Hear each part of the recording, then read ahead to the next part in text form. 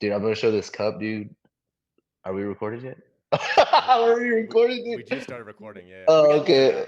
We No, are you're live good. I now. don't care. I don't care. We can do what we want. Let's get into it, man. Dude, welcome to the Tech 45 podcast, Jeremy.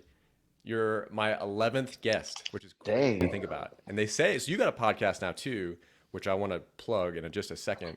But they say that if you make it to, I think 20, 21 episodes, you're in the top 5% of podcasts. Most people quit before episode 21. So I'm halfway there, basically. Dude, you are halfway, and I don't know if I'll make it to 21. Well, hopefully see. I think you will. Yeah, I think when you get your mindset on something, you typically follow through with it. I spent a lot of time with you in the army. We Yeah. spent a lot of time together. Were we in the same hooch? Yeah, you were at the very end, right? I think so. Yeah, I forgot who y'all kicked out, but y'all kicked some people out and y'all moved me in. It was a good move. I don't know. I don't remember who we kicked out either, but it was probably a good I, move. dude, I just remember one time I had a nightmare about a camel spider falling on my face and I yelled. Dude. And Gunner was like, "Yo, Doc, are you all right?" I'm like, "Yeah, dude, I'm good." It was just a nightmare. Oh, Gunner's so awesome. Dude, we had a good crew, man. What I liked about our platoon was that there weren't any big egos. Like we all just kind of did our jobs and Right. everyone, I mean, there was like little scuffles, but like everyone pretty much got along. I don't know. I think in the beginning there was a splinter, and we got rid of the splinter, and it got Yeah. better. Yeah. We So definitely got better as we went on, no doubt. We got yeah, closer and tighter knit. yeah, it was, dude, it was great. I mean, you guys were awesome. First, I could name a few people that hated me, but it was probably just a little hazing, which I welcome now. And and but I mean, you guys were welcoming, and it was good that I fed in pretty quickly, you know.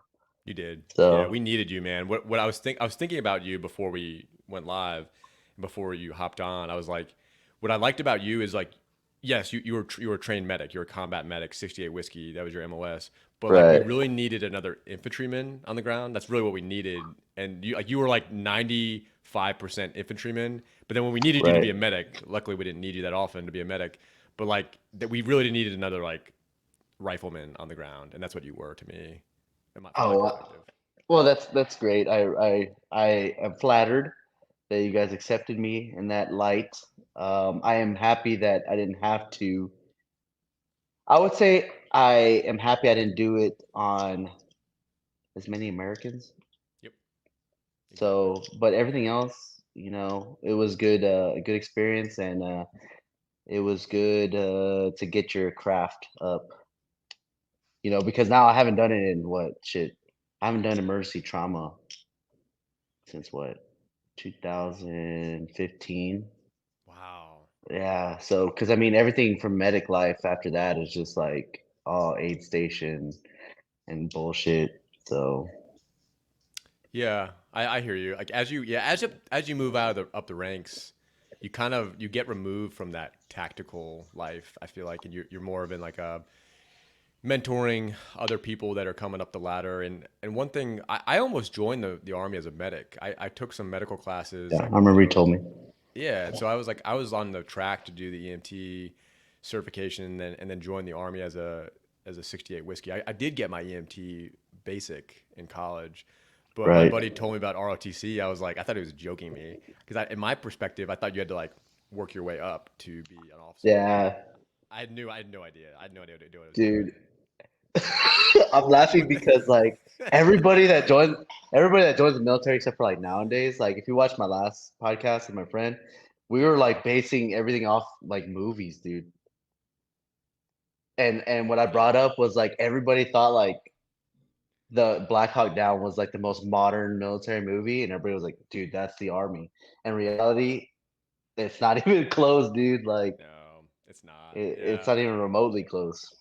That's an old so like Black Hawk Down. I think we just I was in DC and we had some of the troops. We had one of the CAG guys and then some of the aviators and then one of the Ranger Regiment Oh, guys come nice. speak. We sponsored an event and they came and spoke to us about that day and they kind of broke it down step by step, the planning, what went wrong, what they would have done differently, the Right. recovery. and I was like blown away. I mean, I think it was like I forget what year Black Hawk Down. So is he like the What was 30th it? or 40th anniversary? Oh yeah, like Um, '93, dude. 93. Yep. Thank you. Yeah, yeah. So it was I'm not very good at math, but it was like the 30th anniversary. Right. And these guys were studs, man. And they described that event in such detail. Like they remembered, like it was like it happened like last week. That's the way they were Yeah. describing it.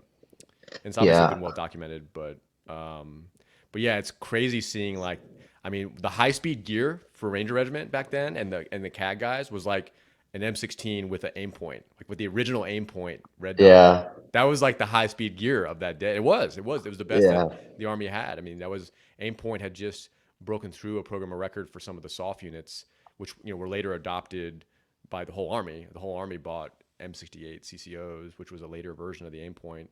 But yeah, you see, they got the Yeah. weapons right, like the original Oh, 249s, dude. the original M16s, like that was the high, and the Delta guys had aim points on the carrying handle of their Right. M16s, which was cool.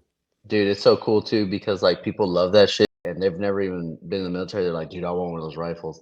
And you're like, bro, you realize that shit sucked. Like, Yeah, and like it no. wasn't even like it was like that was not even like I understand like now modern ballistics of weapons and everything and ammo. Obviously Yep. it escalates better, but hey, they if they could have got the gear that we had today, then dude, it'd been a no brainer. Like, Dude, we had a lot of good tech, man. I think about how much stuff we had access to. One thing I was curious about, you might have told me this before, I might have just forgotten it, but like, what led you to join the Army, like to join the military? Because you joined right after high school, I assume, right? yeah, so I graduated in 2011. Okay. I'm showing my age here. I'm 30, so that's why I knew Black Hawk Down's 30. So, whatchamacallit, so 2011, and then I worked for a company called Stanley Steamer for about 6 months, Yeah, yeah. carpet cleaner, Yep. dude. But so if you know anything about San Antonio, it's like a bunch of I'm gonna say whatever I want, but it's just a bunch of like old school Chicano Mexicans, Yeah. right? Like you work hard and you just provide for your wife and all this other shit, and you Well, don't that's really have a you. You retire. were a hard worker. Yeah. So, but like that's just like our culture too. And then what I had a bunch of guys that were in the army and the Marines and that worked at Stanley Stadium. And they're like, dude, you're 18, you shouldn't be doing this job. And then so I was like, well, fuck, let me go home. And I went home and I was like, hey, dad, do you think I should join the military? Tried to join the Air Force at first. And dude, this was like, I don't understand why the Air Force didn't take me. I was like fresh out of high school, no tattoos. I was not tainted, you know, and they just would never call me. And so then I went to the army, and they're like, "We'll take you as you are." Yeah, dude. That was my experience too. When I was applying for an ROTC scholarship, like they were taking any warm body and they were giving out 4 year, like full ride scholarships to Army officers, Navy officers, Marine Corps officers. Air Force was a little bit more selective. That was my experience too. Right. But like we were fighting two wars. We were fighting a war in Iraq and a war in Afghanistan. They needed people on the front line. Like, it was you and I. I mean, you and I Yeah. joined. Well, at least we went active duty around the same time. Yeah. So yeah, that's cool. So For how long did sure. you work that job in San Antonio before you signed up? So it was about 6 months. Yeah, about 6 months. I actually worked with my brother there too, and it was an interesting experience. And but yeah, 6 months, and then I was gonna join the reserves first, and then I was supposed to ship out in November of 2011. But then got to talking to some people, and they're like, "Dude, just go active duty. Like, you have nothing here." I was not. It's not like I was married. I didn't have any kids, Yep. and so yeah, I went active duty, and yeah, I fucking met up with you guys Wild. a You were year such a good later. addition, man. We needed you. Like you came in at the right moment, dude. We really needed someone like you. Like, and you were like, not only were you good at your job and you were like an extra rifleman on the ground, but like you built some really cohesive relationships with the guys in our platoon. Obviously, the guys in our platoon, like you built really good relationships with those guys. But you were a net benefit to the whole company. We were living on this little like outpost in Maiwand, Afghanistan, and Dude, like we needed someone that had like your kind of attitude where like you're positive, but you just got it done. Like like there was like you always were like ready to rock and roll. Like there was no like a lot of the PFCs, in the army. I don't know if this is true today, but like it takes them a while to get up to speed. But like we didn't have time to do that. Like and you didn't have time to do that. dude, no. Yeah, I agree because I got to y'all the day of our ship date, which was in December. Yep. And dude, I think we were like not even 2 weeks in, and we went to that stupid outpost, dude, where we walked there. That was like, dude, I remember in the guard Yes. shack, and I was fucking freezing my ass off, and I was so Yep. pissed. I was just like, dude, Oh I yeah, it's cannot cold. believe it was miserable. Yeah, and that's the side that is not sexy, It's not.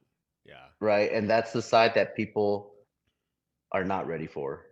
They're not. No, no. You're So, totally right, man. Like the guy that trained me in infantry school, he was a captain that who had just gotten out of Ranger Regiment. I mean, I think he was on. If you couple his deployments to the 82nd as a lieutenant, and then his right, Ranger Regiment deployments, he based. I think he had like 9 or 10 deployments by the time he like had 9 years in the army. And so he like was kind of on his way out the door. He had some physical injuries, but he said that like, dude, he said being an infantryman, and I throw you in this category too. Like 99% of the time is boring as hell. Like it's just so boring. Like right. you're doing nothing, and then 1% of the time it's like action, and that's I'd say that's about right for our deployment. Yeah, for sure. And okay, so this is the thing too, is like every heart is different, and I'm grateful that it wasn't as bad as like some of the guys that we knew that we deployed with, like their prior experiences, even though it was rough though. But I'm happy it wasn't as bad. We didn't lose nobody on our platoon, and I'm super grateful for that. So, Same, dude. Same. That's all I wanted from that deployment. That was my number one priority, to be honest with you. Like, tell me. So, just take me back for a second, because I want to live vicariously through you for a second. If I had gone the 68 whiskey route, which was my mhm, initial intention when I was graduating high school, I took the right. ASVAB. I was talking to the recruiter.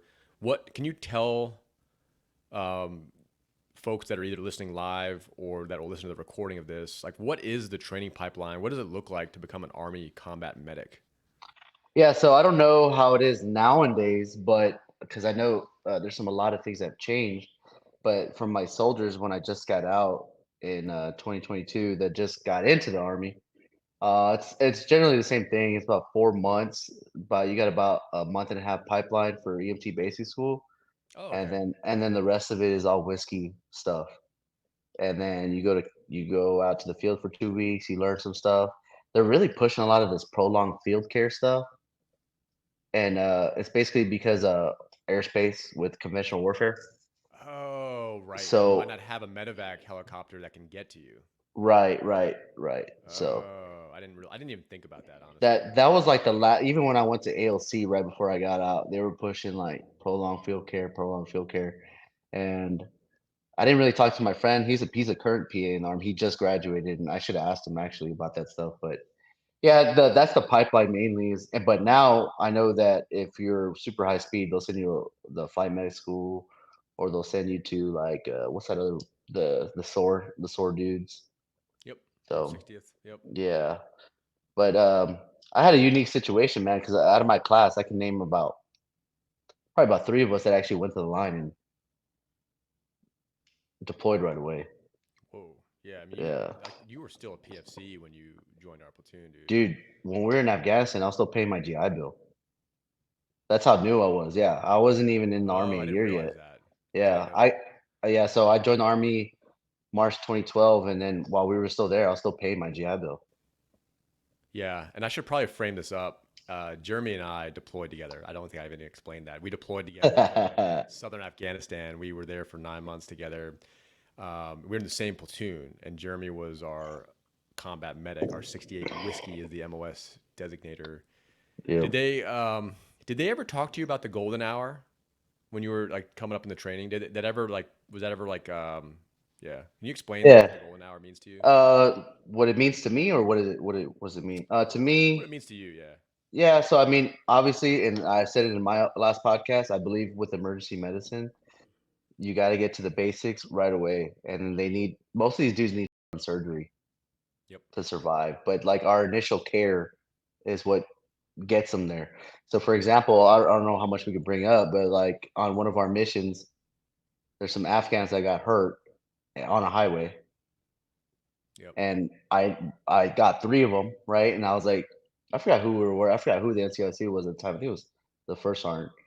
And I was like, hey, I was like, are we gonna medevac these guys? He's like, what do you think? And I was like, I was like, "Nah, we can make it to Passab real quick." And I know they got like contract doctors and all that stuff there. And they can do more stuff than I can, but we just need to stabilize them here and just drive haul ass back down there. So that's basically what a golden hour means to me is just your initial emergency medicine care just needs to be quick and precise. Yeah, no, totally. I remember that day vividly. You made the right call. I mean, getting those guys to Passab was the right move because that they had. I don't know if it was a roll one, two, or three. I don't remember, but they had, like you said, they had medical professionals there that could stabilize them even more so than we could, and really save their life. I mean, that's if you can get them there within an hour, like they could. Their chances of survival was pretty good, depending on the injury. Right. I look back on it now and it definitely was the right call because we know how dangerous that highway was. And if we would have like landed a Black Hawk or anything onto the sides, it could have been bad. It could have been really bad. And remember how congested the highway was at that time. It was They crazy, could have dude.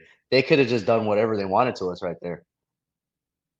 So I feel like Yeah, at the time I was just like, oh yeah, we don't want to waste resources. But me and we're here like, oh shit, we made the right call.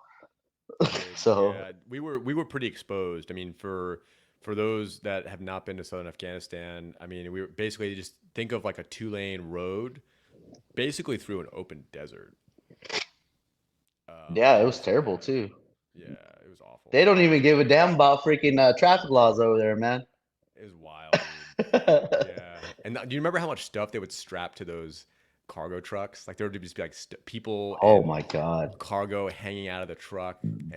It was wild, dude. Dude, people were sitting on top of vans. Yep. Oh, I That forgot shit about is that. wild. That shit is crazy to me, man. It's crazy. Yeah, so we handed over our company outpost to the Afghans when we left, and here I was like, I don't know what your Dude, thought yeah. was, but I was thinking like, okay, like the U.S. military is likely going to pull out of here like in the next year or two. We left, you and I left in 2013, Right. and I was thinking like we'd have this thing wrapped up in 18 months, and like, dude, we had people there for another 10 years almost 10 years after that. We still had U.S. troops on the ground, and just that's hard for me to wrap my head around. Yeah, I would say so too. It was kind of weird, man. Like we broke it down super, man, those dudes were badass too. They were so good at their job. Like how fast and efficient basically remodeled the place. And Remodel the play. I like that. yeah, I mean, it's just but it was kind of weird, man. We were 2013 and then we pulled out what or 2021, so 9 years. 8 years, 8 years. That's Something like wild. that. Yeah. Yeah. Yeah. That's Yeah. wild. Yeah. I have friends It's that went back to Afghanistan two times after we did. Like they did two more deployments with two different units after that, oh, which gross, is, dude. yeah, I know. Yeah, I don't gross, know, man. man. One thing I wanted to talk to you about too, because after you and I, after our paths diverged, unfortunately, we kept in contact loosely. I think you and I reconnected over the last few years, but I want to hear about your time in Alaska. I'm like really eager to hear about that state because my only experience with Alaska is flying to Anchorage Airport on my way to Afghanistan. I went early before the main body, and I was like looking out the window of that airport, and I was like, man, this place looks amazing. I wish I could walk around. And it was like dead of winter. It was December, so like it was dark out. But you and I remember you texting me about Alaska, and I'm really Yeah. curious to hear about your experience about Alaska and how living there made you feel. Um, Alaska's the best state I've ever lived in, 100%. And and I would have stayed there, but family stuff, and that's why I came back Yeah, here. But yeah, good reasons. I feel like everything that Texas thinks it is Alaska. So like you got this freedom, you got these guys that are willing to die for their state. These dudes literally can die out there in the code. The wildlife can kill them. Dude, the guns is awesome.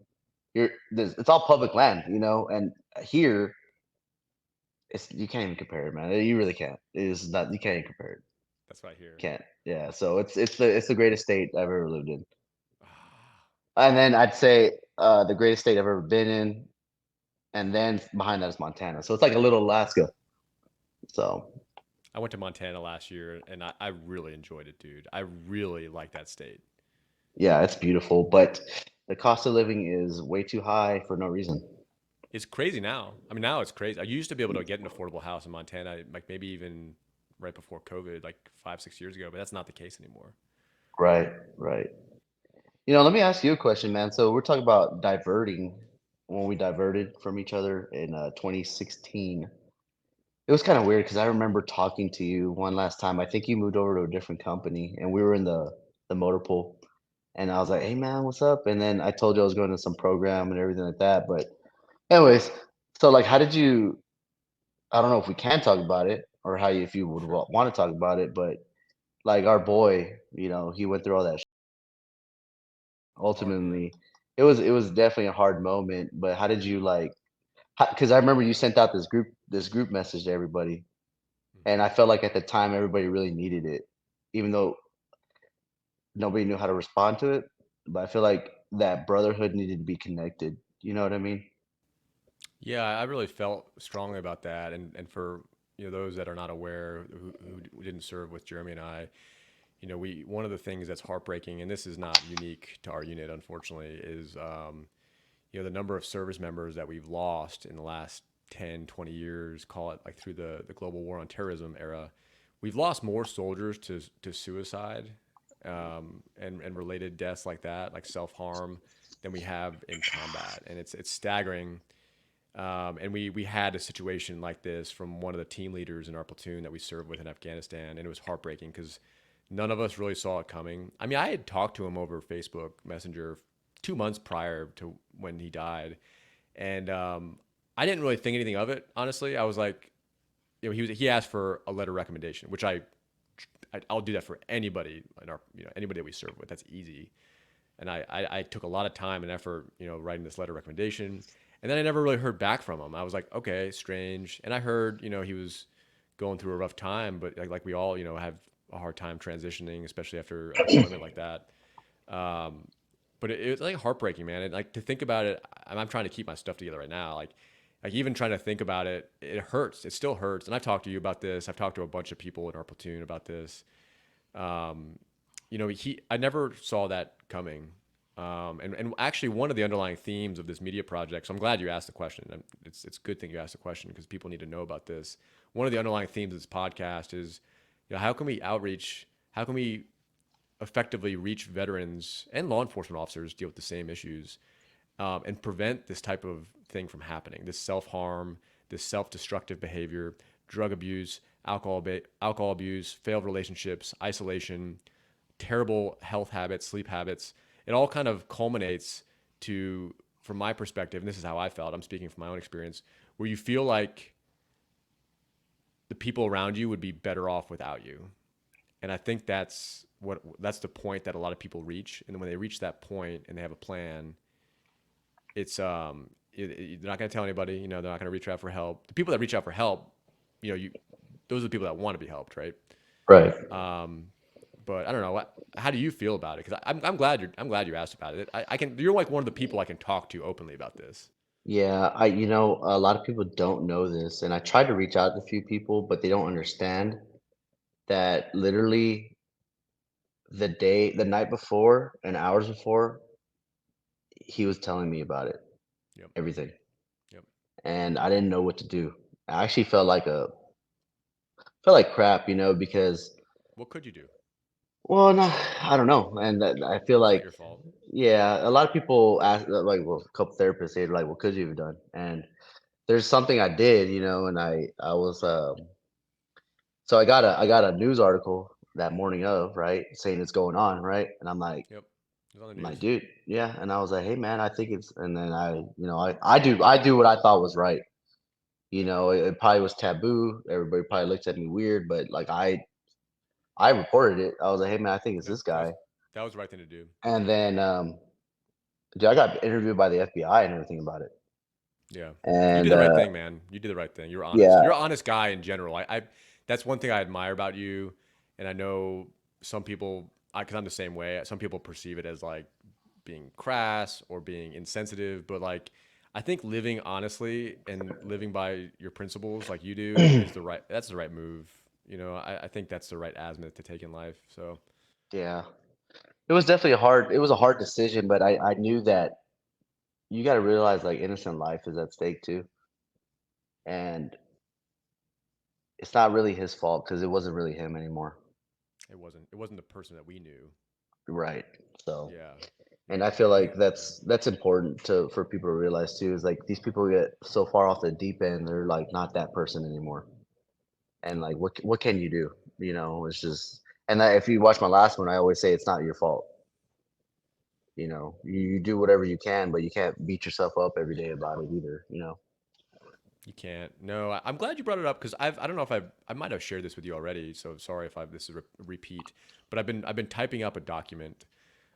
I'm still trying to Hmm. figure out what to name it, but it's essentially the premise of it is like the veteran survival blueprint or the Right. veteran survival guide. I haven't decided what to call it yet, but it's a collaborative document that me and a few other veterans. I'll add you to it as well. You can contribute or add or put stuff in there that you would find helpful to Hmm. Jeremy when you transitioned out of active duty. But basically the premise is you how do we build more resilient veterans? That's the goal, and it's a combination of healthy habits, being surrounded by loving friendships, family, strengthening those relationships that maybe you kind of not neglected, but you were removed from. You were Right. at a military base. You were removed from all those relationships that you have from back home wherever you're from. So how do we Hmm. do that? Get better sleep. I've been tracking my sleep with a sleep tracker, and it's made a phenomenal difference in my life. I mean, just Right. getting a good night's sleep consistently can mean the difference between you know a problem that you encounter in the morning being like feeling like it's life ending, or just shaking it off and be like, oh, that's not a big deal. Like that can totally Right. change your perception. Like just getting a good night's sleep, exercising, having healthy outlets like you do. Yeah. Um, I wish because when I don't know what your experience was like when you got off active duty, but like I don't know if they really equip you with all the tools you need to really reacclimate to society, and it's going to take time, right? But we're a small percentage. The people that have served in a combat zone is super. It's a super small percentage. I don't even know if it's like a fraction of 1%, man. There's not that many of Um, us. but the thing is too is like we got to define what combat zone is too. Because I don't know if anybody heard me. Sorry, we have to define what combat zone is, and I'm pretty sure that percentage is even lower. Oh, that's what I'm. Yeah, that's exactly what I'm talking about. Like the Yeah, frontline infantry guys, combat medics, soft units. It's super low. I mean, yeah, I'd love to know the answer to that, but like for those that don't know, I mean, the majority of majority of the military, I'd say, is more of in a support role. So think yeah. like, It's like admin. yeah, think like admin or in some sort of like joint operations command center, back at an air base like in Kandahar or what was the other big one? Bagram is the other big one. Bagram. Yep. Those were the And two then big. I yeah, think those are the two big ones over there. I think. yeah, you're I'm not right. too sure. I think that yeah, I think it's important, and this all goes back to being finding a purpose, right? Yes, yes, And then what I try to do, what I try to, I don't want to say I only focus, but I really respond to men that you need to not let things define you. For example, like you don't want your job to define you, or you don't want like your hobbies or something like that to define you as a man. Because that's when I feel like people start spiraling out of control. agreed. And I think that we all need to just find out what our purpose is and make up your own definition. You don't need, especially nowadays. You got the damn phone and the internet telling you what you're supposed to be. Nah, man, you gotta figure that shit out on your own, man. You do. And you stop comparing your life to somebody else. It's not a good idea. That Yeah, shit will eat I you up. that resonates so deeply, man. I kind of view it as like three pillars, right? Because you have your purpose, like what you're describing, your family and friends, your deep rooted relationships, and then your health. Let's just put health in like a very generic basket. And the military kind of takes care of those things for you. We had a really tight knit family in the form of our platoon. We had a purpose. Obviously, we're all wearing the American flag on the right shoulder. That's a purpose, right? And then your health. Although some of the habits that we engaged in were not super healthy in the army, like you do have to get up and run or do some sort of physical exercise every day. So those three pillars are kind of already handled for you by the DoD. And when you get out, you suddenly don't have that support structure anymore. I don't have Jeremy who's sleeping in the hooch next to me, um, and I can just tell you anything. I can walk up to the guard shack and talk to you about anything, anything. And so you no longer have the support structure. You no longer have to take care of your physical health. A lot of veterans, kind of let their physical health go on the decline, which can have detrimental effects to your psyche and your mental health. And then a lot of people have trouble reconnecting with family and friends and colleagues when they get out. I know I did. I suffered from all three of those things. All three of those Right. things. I suffered for years with all three of those things. Yeah.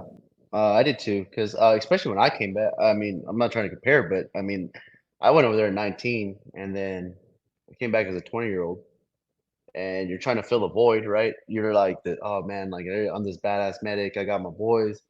You guys, we just fought for America, right? Yep. And you come back and you're fucking, oh, we're doing gay guard or some shit. Yep. It's like you go from a high tempo and then you're back down to like nothing. They just chop it out from underneath you, That's how I and felt. it's definitely hard to connect because it's also me for a long time. I never felt like people would understand me, Yeah. and also people don't want. I don't like self pity. I don't like people to pity me either. Like I don't want you to feel sorry for me or whatever. I made the decisions, what I've done over there and how to get in. Like I just want you to listen. I don't need you to respond. I just need you to listen to me. So that's what I think too.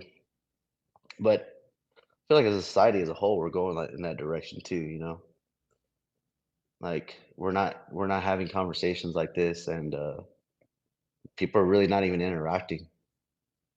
So it's kind of scary. It is scary. It's very Yeah. scary. So I think that combination that you described, being disconnected, which is so obvious to me through, living in a digital world, and then not having a purpose. That's really dangerous for a young man. I think that's the root of a lot of our societal problems. You see it firsthand. I mean, you see it every day in what you do, mhm. and I mean, it's just such a great example because you see it. You see it every Yeah, day. People that don't have a purpose and are totally disconnected from any sort of meaningful relationships or community that keeps you grounded and accountable. yeah, exactly. It's weird too, man. Like I feel like the job I do is so weird. I'll just say, hey, I work with criminals, but um, it's so weird, like talking to these adults, and they don't even know what it's like to be a functioning member of society. So when I'm speaking, like I'm teaching a class about communication today, right? Oh, Like cool. how to, and so how I'm telling them how I can connect them is like everybody deals with this. It's like bad relationships. So I'm connecting communication on what you've done. I'm not talking about her or him, whatever. I'm not talking about her. I'm talking about what you did and how you can effectively communicate better. And I was like, you need to recognize your problems. I was like, it's just not like me. I already know my problems. I talk too much, and like they use absolutes. They get emotionally involved. They bring up things in the past. They don't focus on the problem, right? Correction, they focus on the problem, not the person, right? So why is this person having a problem? They're listening to respond, and it's just ugly, man. I don't know where the hell we went wrong, man. I really don't. I don't know if it's always been like this or what, but I feel like it's going even worse. You know. That's an interesting perspective, and thanks for sharing that. I wasn't going to ask you about that, and I think it's valuable to know that these people who are lost in society and obviously can't function in society under our current rule of law are the people that Jeremie is trying to help. You're actually you'd be a good. I'm trying to put myself in your shoes. You would be a good person to communicate with these people, even if you reach one of them, like one out of every 50 people. That still makes a big difference because I know a lot of them end up. What's the word? They end up going back in the system. Yeah, the recidivism rate. Recidivism. Thank It's you. this That's the big word I was looking fancy for. word they want to use. Like it's called what's it called? Reoffend. Yep, reoffend. Yeah, Reoffend. yeah, Yeah. yeah, yeah.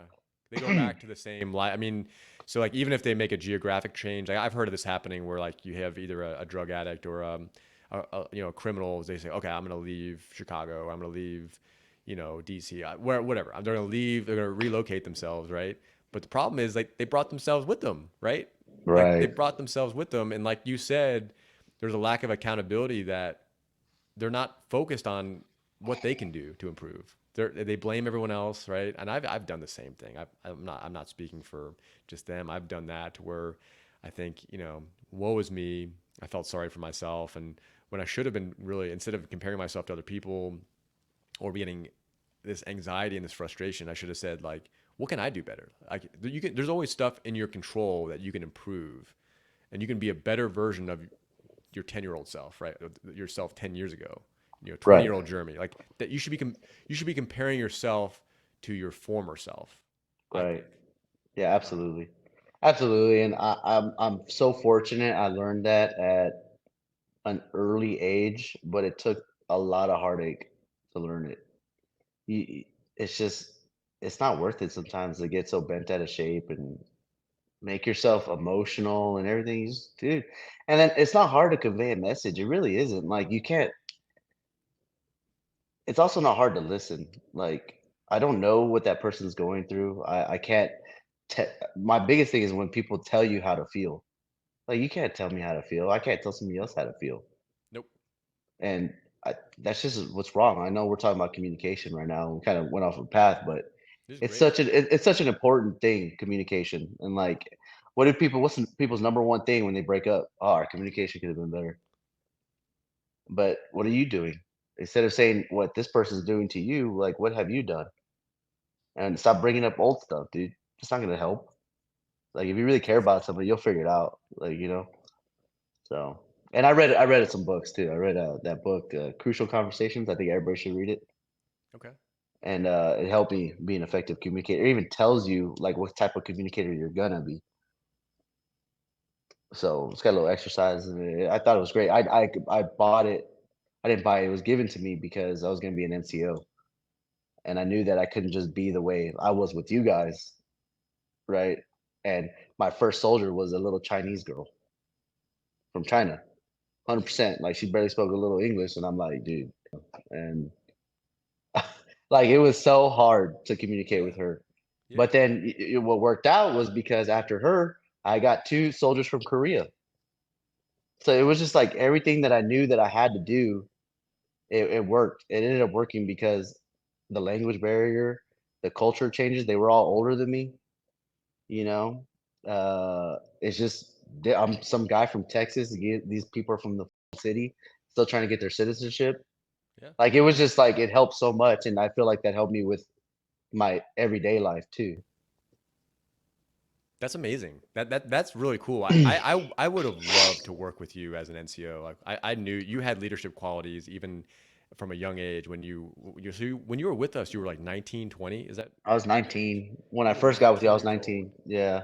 Yeah, you demonstrated leadership qualities even at that age that were so evident to me and the other NCOs in our platoon that it was so evident that like when you told me you're getting promoted and moving up the ranks, I was like, yeah, that's that makes a lot Right. of sense to me. But yeah, no, that's I like your thought process of just continuous improvement, of improving yourself and actively seeking out ways you can become a better Jeremy.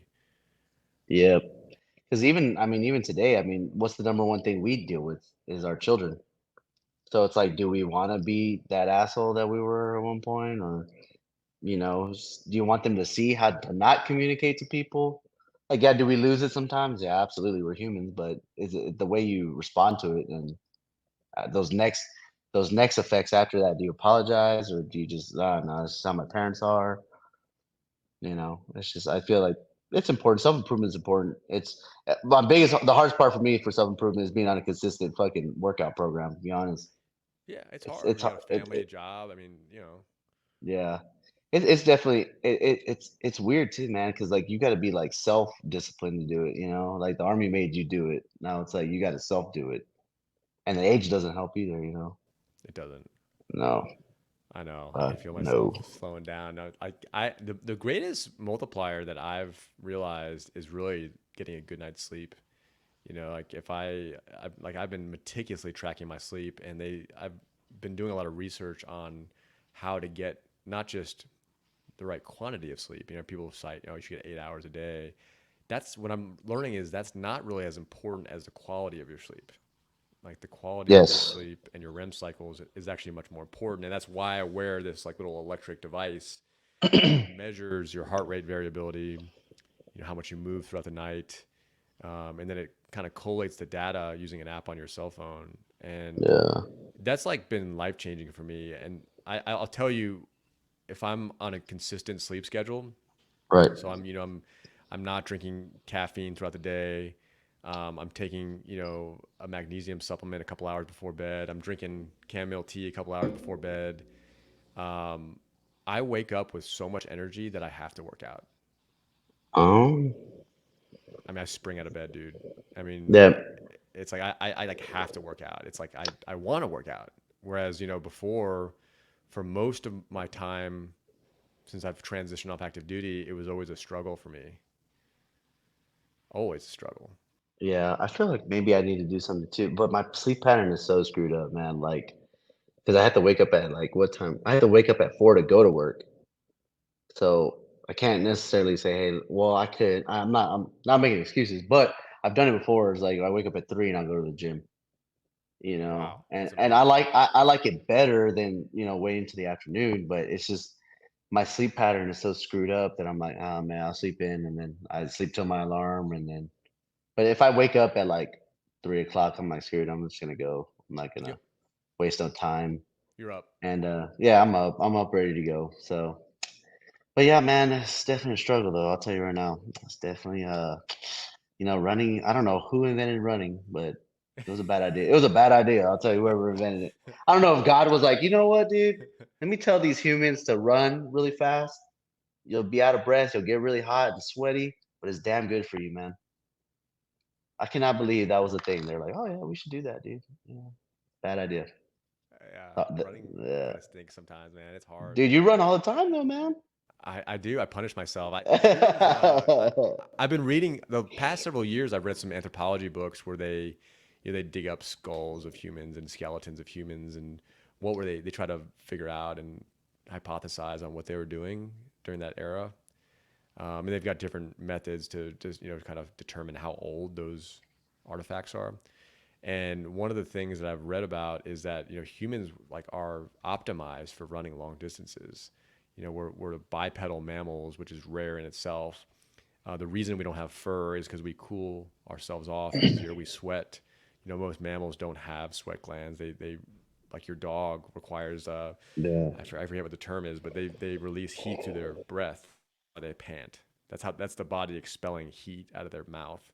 And right, humans are just incredibly efficient at mitigating heat in a variety of temperatures. We're not very good in the cold. We have to bundle up in the cold. right. But our skeletal structure is optimized for running.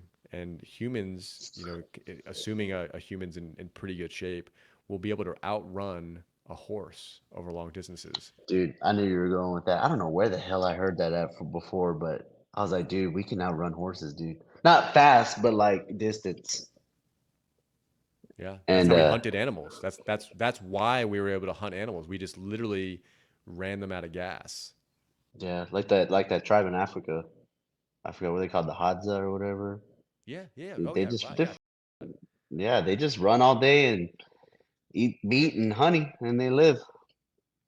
I know. And So then we're over I here eating gotta. cookies, dude. Okay, I want to talk to you a little bit about that because everyone I talk to in Alaska that's either from Alaska or has lived. My wife was born in Alaska, by the way. She was born in Oh, okay, Fairbanks. that's cool.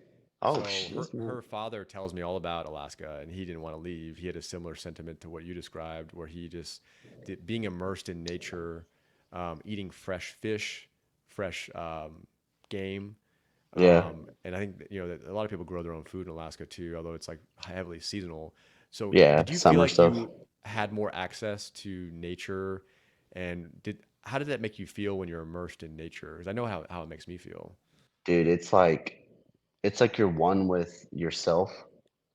And I feel like that's probably like a tribal thing that you had when you're our ancestors, but being Yes. immersed in nature, I think that like it just sometimes and that's the problem again. See, we're ranting. I'm ranting, but like the problem with society is like what happens? You're bored and what do? You start oh my bad. You start scrolling, right? And you're like, let me compare my life. But if you're within nature, you're like, you know what, dude, let me just go outside. Let me just go enjoy some fresh air. And like me and my wife, like if I was bored or whatever, let's go camping.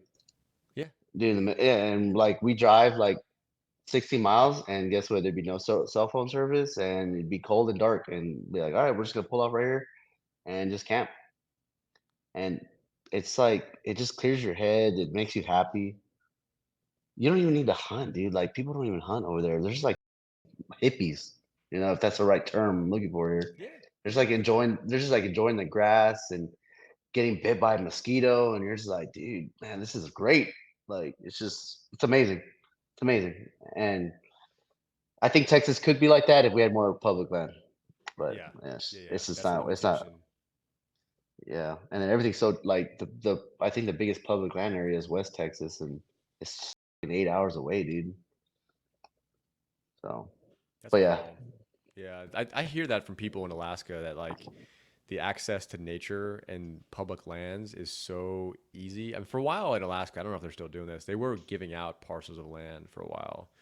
There was some state incentive program to try to get people to move there, and I guess I think it's one of the few states you can actually legally establish a homestead without a permit, without like a building permit.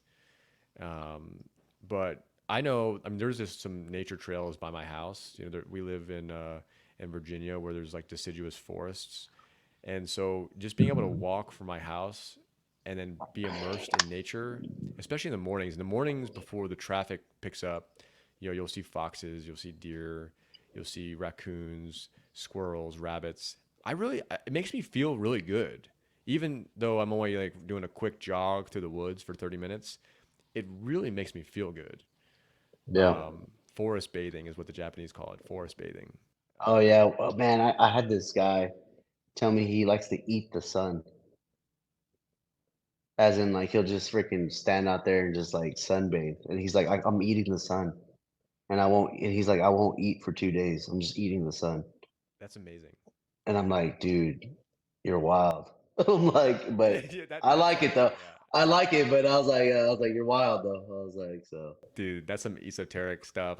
But I have heard that if you have sun exposure in the morning, even if it's a cloudy day, if you have any amount of UV exposure in your retinas, on your skin's the largest organ in your body. It actually does reset your circadian rhythm in a way that will promote healthy sleep habits. So, like a lot of sleep researchers have recommended that you get deliberate sun exposure in the morning if you can, including taking your sunglasses off, not for very long, but and getting the sun in your retinas because that triggers something in your brain. It stimulates your optical nerve in a way that yeah. So they say, and I've really believed this too because I've tried it. Your a good night's sleep starts when you first wake up in the morning. Like everything you do in the morning, all the way to whenever you go to bed at night, everything you do is going to either contribute or be a detriment to a good night's sleep. And I never thought yeah, that way until recently. Yeah, and like caffeine is a good example. Like I used to drink a lot of caffeine, like a lot of us did. yeah. I used to pop caffeine pills when we were on missions in Afghanistan. I remember. And that's what I did, and that was and those habits, that caffeine intake carried on to civilian life when I really didn't even need it anymore. I could sleep every night. Um, but they say caffeine can compound in your bloodstream for up to 12 hours. So if you Right. have, let's say you have a lot of caffeine at 11 a.m., which is like when I would typically cut myself off in previous years, that caffeine can still, even though let's say you don't have any problem falling asleep at 9, that caffeine will Yeah. still be affecting the quality of your sleep. And I'm curious to hear your thoughts too. I mean, for people that work irregular hours, like our law enforcement officers, I've always been curious how you handle that challenge of irregular job hours. So I wouldn't say I have a lot of irregular job hours because I mean there are some people that have worse than me. But I Yeah. mean when I do pick up like extra shifts and stuff like that, it's definitely a challenge because like so I wake up at 4 and then I at work till 4. So I wake up, it's an hour drive each way. Oh wow. Okay. And then so you think about this, like I usually like to do like some extra shifts like at 4 to midnight or not 4 to midnight at I'll do it 4 to midnight every now and then, but that's a long so I'll usually do like a midnight to 8. So I'll come back home. I'll be at home by like 4:15, and then I'll go back to sleep. I'll try to sleep real quick for like a couple 4 hours, wake up at 9, and then gotta drive an hour back to go, work. And I really don't know how to deal with it. I try to stay on a sleep pattern. People call me old man. I mean, I'm young, but I like to go to bed by like 8:30, 9 o'clock. That's great. That's great. And but sometimes it's hard, like, typical human being, you're like, "Oh, shit, I'm thinking about things I shouldn't even worry about." And you Yeah. stay there, you stay there. But I feel like it's important to stay to a strict schedule. So even on the weekends, I'll still wake up at like 5:30, 6 o'clock sometimes. Yep. Me too. And but I still make it a point to go to bed 8 or 9 o'clock. So I think that's important. It sounds like you're doing all the right things. I mean, that doesn't surprise me. Like where you're at in life, and just from some of our recent phone calls, you sound great. Like you sound better than ever from my perspective. And I know you're pretty open with me a lot of the time, but like I feel like you're thriving. I don't know. And I really like your podcast. It's better than I even thought. I knew it was gonna be fun. Like you're a pretty good communicator, but like it's got its own theme that's really unique. And what the 40-hour block, is that going to be the long form podcast? Is that what it's called? The 40-hour block? Yeah, yeah. So I deemed it 40-hour block because I'm explaining what it is, but so I think it was like what the 20s when the America has deemed that you have to work 40 hours a week, I think you're right. right? Yeah, yeah, Because of labor laws and shit like that. yeah. And so what has happened is that our society has gone in so much inflation and 40 hours isn't cutting it anymore. And I feel like the people that represent us, they just want us to pay taxes and die. So us, middle class America, we're super divided right now, but we make up the largest portion of America. We were not always divided, and I think that this is something I just saw this in the movie the other day, and it made me think about it.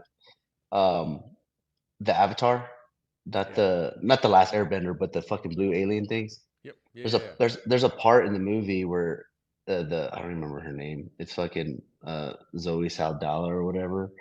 She tells him she's in the alien form and he's not, right? And she says, "I see you." And then he says, "I see you." And I'm like, "Bro, that is so beautiful because we don't even look at each other like people anymore.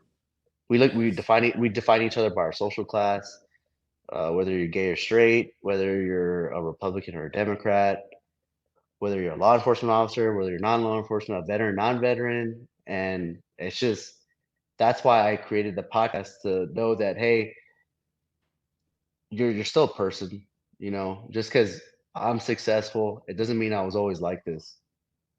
There was a lot of things that you probably have, we'll get into yours one day. Like your story is so beautiful that you became this person, and it's not fair that social media and everything is defining how you should be because it's not going to work. We don't all just get lucky, and we can't connect with these podcasters, dude. Most of these guys are they have like they six figures, right? They're More acting than on it. more than that, Yeah. yeah. And we can't like we can't connect to these guys, and they don't even understand what we're going through. Yeah, these millionaire conservatives like, oh, we got to do the right thing. No, you're full of you're full of, and I feel There's a like disconnect. that's what the 40-hour block is like us, the middle class, the working class. We're not just meant to pay taxes and die. We're not. Period. Yeah, to me, what we're doing now, I mean, we're live streaming this. Who knows who will watch the recording? Like we got AirPods on. We have a cheap microphone, a cheap camera, like an internet connection. We can have a voice. We can Right. have a voice now. We don't have to have some big media apparatus to rely on, filtering the message that we want to get out in the world. Right. That's not necessary Yeah. anymore. That's old. I don't even think our kids are gonna watch the mainstream media. That the mainstream media won't exist anymore. I don't think. Yeah. I'm guilty of it though. I watch a lot of mainstream because at work, that's all we can get. Yeah, yeah, yeah. No, And fair enough. Fair enough. but I'm like, dude, like they're just talking points. They're not even giving you the freaking news, man. Just like, hey, this is what we think you should think about.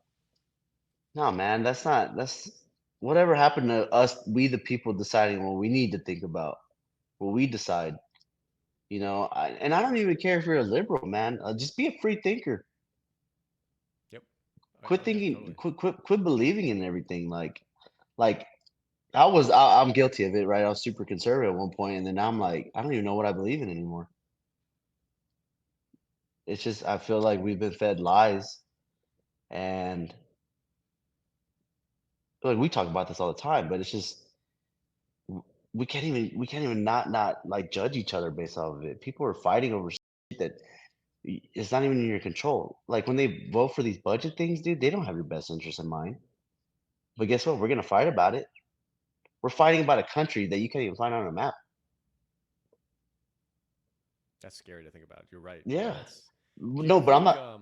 Yeah, But like us, like people, like me and somebody else are fighting over it. I'm like, dude, you don't even know who that. You can't even spell that president's name. If totally. if we if we sent out pictures, you wouldn't even know who he is. Yeah, I mean, you could send them an elementary school, map of wherever, whatever country is in conflict that's, making the 24-hour news cycle, and they wouldn't even be able to tell you where it is. I made Yeah. a video about this. And I was like, dude, instead of like getting on, whatever, Twitter, Instagram, Facebook, Oh and yeah, I ranting seen about a it. conflict and rooting, basically rooting for your favorite Super Bowl team. That's what they're doing with very limited information. Why don't you help the people in your community? Why don't you go out and actually get to know people and do something productive? Because that's not productive what they're doing, I don't think. And I think it is dividing us in a way. And I think, the way you're thinking and describing the problem is productive because you're recognizing that it is a problem. You know, All right. it's not productive. And I'm curious. I wanted to ask you a question about this because I think I feel this way. Do you think your time in the army and just think about all of the various cultural backgrounds, people from all over the country or outside the country, we all got together.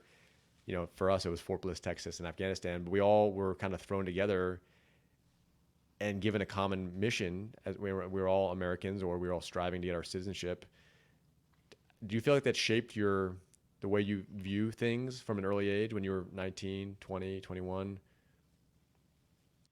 Yeah, because I mean, I had a belief system. Obviously, when your parents shape you, right, Mm-hmm. and your friends, and then whatever you believe in. But I think that the army is a unique situation because you get people from different backgrounds. Like, there's so many memes out there of like you get a cowboy, a freaking swagged out dude, and an Asian Yeah, guy all in one, and they're like, oh, dude, we're all best friends, you know.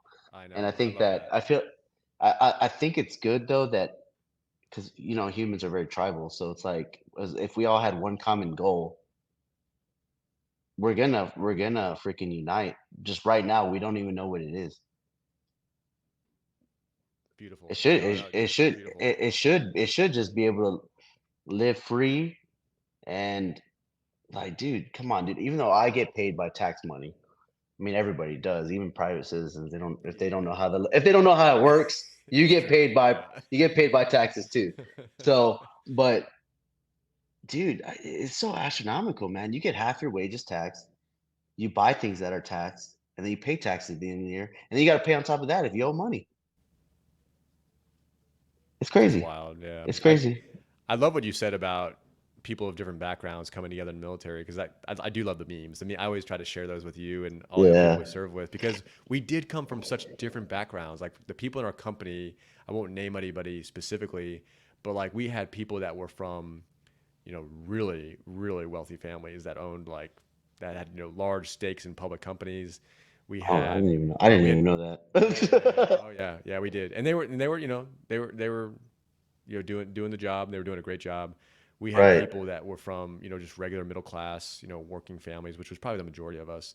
And then we had people that were homeless. One of the guys, unfortunately, he got into a motorcycle crash and is no longer with us. But he was homeless on the streets of New York before he joined the army. Homeless. Oh shit. Yeah. So like and he was great. He worked his butt off for us. And so you kind of get a interesting cross section, call it a little taste of Americana. You get like a cross section of the United States that not many people get to experience unless they join the military or maybe they have some unique civil service role. There's probably other opportunities, but not many. I mean, the military is kind of I unique can't in even think that. of it. Yeah, it's beautiful though, man. It's awesome. That's like literally what we were founded to do. Is just be different and have a common goal. Yeah, yeah, and if I ever have the privilege of serving in a public office role, either locally or higher, like the optic I would look through that would shape all of my decision making would be what is what's going to have the best outcome for the most American citizens. Like that should be the fundamental litmus test, right? The first principles thinking. Like what is the best thing for the most number of Americans? Hands down. Yeah. Like that should be priority number one. And that, some of the things that come to mind is, how can we, make communities safer?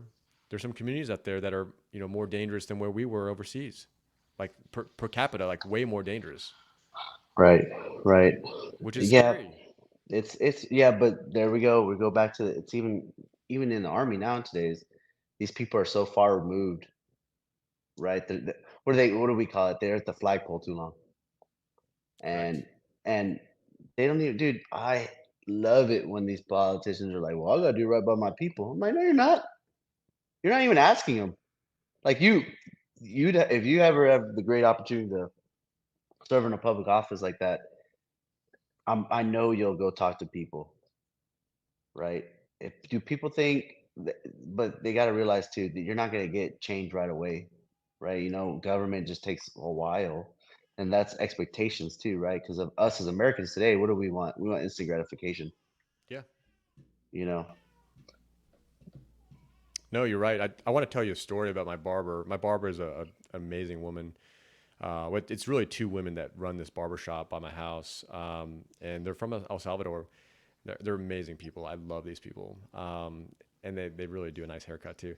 Um, so I had this conversation with them, and they left El Salvador in the '90s when it was just starting to get kind of violent. I don't know the whole history of where they're from, but she was explaining it to me in a really relevant way that resonated deeply with our current situation where I live just outside DC. And she was saying Oh that shit, I didn't even know yeah, yeah, this is an that. interesting. This is a really interesting parallel. You'll like this. I think. I think this will Uh-huh. resonate with you too, especially given like some of the stuff you've seen.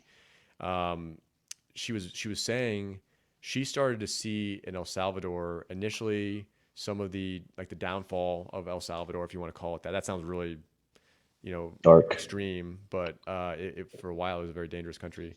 She said that she started seeing more panhandlers, more vagrancy, people using drugs on the street, and then it evolved from there. And she said, and then a few years later, when she'd already moved to the U.S., but when she went back, or she was talking to family members that were still in El Salvador, she was saying that it just got worse and worse and worse. The gang violence, MS-13, started putting hooks into young children, like school-age children, and the drug trade was awful, and the violence was just out of control. And Yeah. she said it started, and so we're seeing the same thing. If you go to DC or any of the surrounding areas, you'll see the vagrancy, the tents on the street, the open drug use. That's really what it is. It's open air drug markets on the street. And she said that's what she saw in El Salvador in the '90s, and she's Right. seeing the same thing in our community that she saw in El Salvador. Dude, yeah, and we can't even agree that it's wrong. Because like it's still happening. I don't know what the permanent solution is here. Somebody's gonna say more government, but obviously more government's not even working. So I don't know what the solution is, and I just know that like we need to start small. Like, I mean, I hate to bring it up, Rudy Giuliani did it, but I mean, we gotta find out what our core values are here. You can't be doing drugs like that. You can't be having people taking a crap in the middle of the street. Like we can't have women getting beat up, men getting beat up, kids getting raped. We just don't. We can't even agree on that part. Then how are we going to fix a problem? Yeah, it's a huge problem, and I think the way she described it is it got so bad that it was just untenable. And I don't know if you know this, but recently in El Salvador they opened up these like mega prisons, Yeah, I've huge, seen the videos. huge prisons, like the size of 7 football fields, and they're filled. And I think eventually, like kind of what we're talking about, the people just got fed up. They said enough is enough, and they elected someone who was just kind of on extreme right, like the extreme, not authoritarian.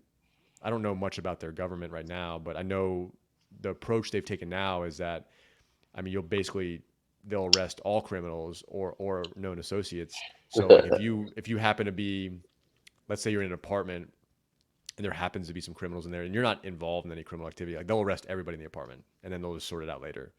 Like they're just the No due people just process. Yeah, that's kind of the direction that they've went. And I don't know exactly how their legal system works, but they just said enough is enough. Like they said, the gang violence just got to the point with what you're describing, where people didn't feel safe, children didn't feel safe, women didn't feel safe. People didn't want to visit there anymore, and that so it took something like that for people to say like, okay, we can't live like this. And I don't really want that to happen in U.S. cities to where, or U.S. the U.S. in general, to where that we have to take that approach. Right. Yeah, because that ruins the whole like due process and Exactly. right to a speedy trial and all that stuff. So, but man, I mean, prisons are getting full here too, man. The crime is it's crazy, dude. And I don't know if it's like a because I know prisons make money, but dude, I don't know what the solution is, man. Drugs is crazy. Gang violence. Everybody wants to be a gangster now. Like honestly, it's not that I don't feel safe walking around, but I definitely am on guard. And I feel like everybody should. And that's like the other part of my YouTube channel is like you got to be some type of prepared because one time I accidentally hit the alarm in my house and it took the cops 15 minutes to get here. So are you really gonna allow you just to get robbed and beat up for 15 minutes, man? I don't think anybody would. And Yeah. it can happen to anybody too, man. Like you just don't know who it's gonna happen to. Yeah, I agree with you. I mean, fortunately, you're not a soft target. I mean, a criminal is likely not going to pick you out of the Right. street. Like you kind of have you have a swagger about you and your military training, and you've been in combat, you've been in direct fire, engagements, to where like your head's probably on a swivel typically, just due to Right. your life experience and your job experience and your military experience. uh, you're not someone that I would mess with as a criminal, Right. but there are people out there that are vulnerable. Yeah. It's yeah, man. I don't know how you do it. I haven't been to DC, but I heard it's pretty rough. There's spots you can't even get out of the car. It's bad. I was there on Saturday Yeah. night. It's bad. Yeah, I can tell. I can attest to it personally. And luckily my buddy lives in that neighborhood that we were hanging out in. It's a kind of the northeast corner of DC. Not the worst part, but definitely not the best part. At night, it's one of those neighborhoods that like you're fine walking around during the day. You're not gonna run into any problems. But at night you have to be very very vigilant. Yeah, you have to be very vigilant at night. There's shootings. I think 3 cops were killed there 2 weeks ago, Oh, 3 weeks ago. damn. Yeah, yeah, it's bad. It's Golly, bad. man. And the problem Shit. too is we're in this feedback loop, and this is true in the county I live in. This is true in DC. Um, they're understaffed, right? So that my county, they used to run 3 shifts, so they would do 3 8-hour shifts, which was typical previously before this happened. And now they have had to go down to 2 shifts. And my buddies in Florida say the same thing. I interviewed a guy who's a law enforcement officer in Florida last weekend, and he said that he's told me offline. He's like, dude, his squad, used to be like 11 or 12 people for the beat that they work. They're lucky to get 5 or 6 people when you factor in PTO, people, being pulled out to other duties. Like Right. they're literally, their squad is like half staff.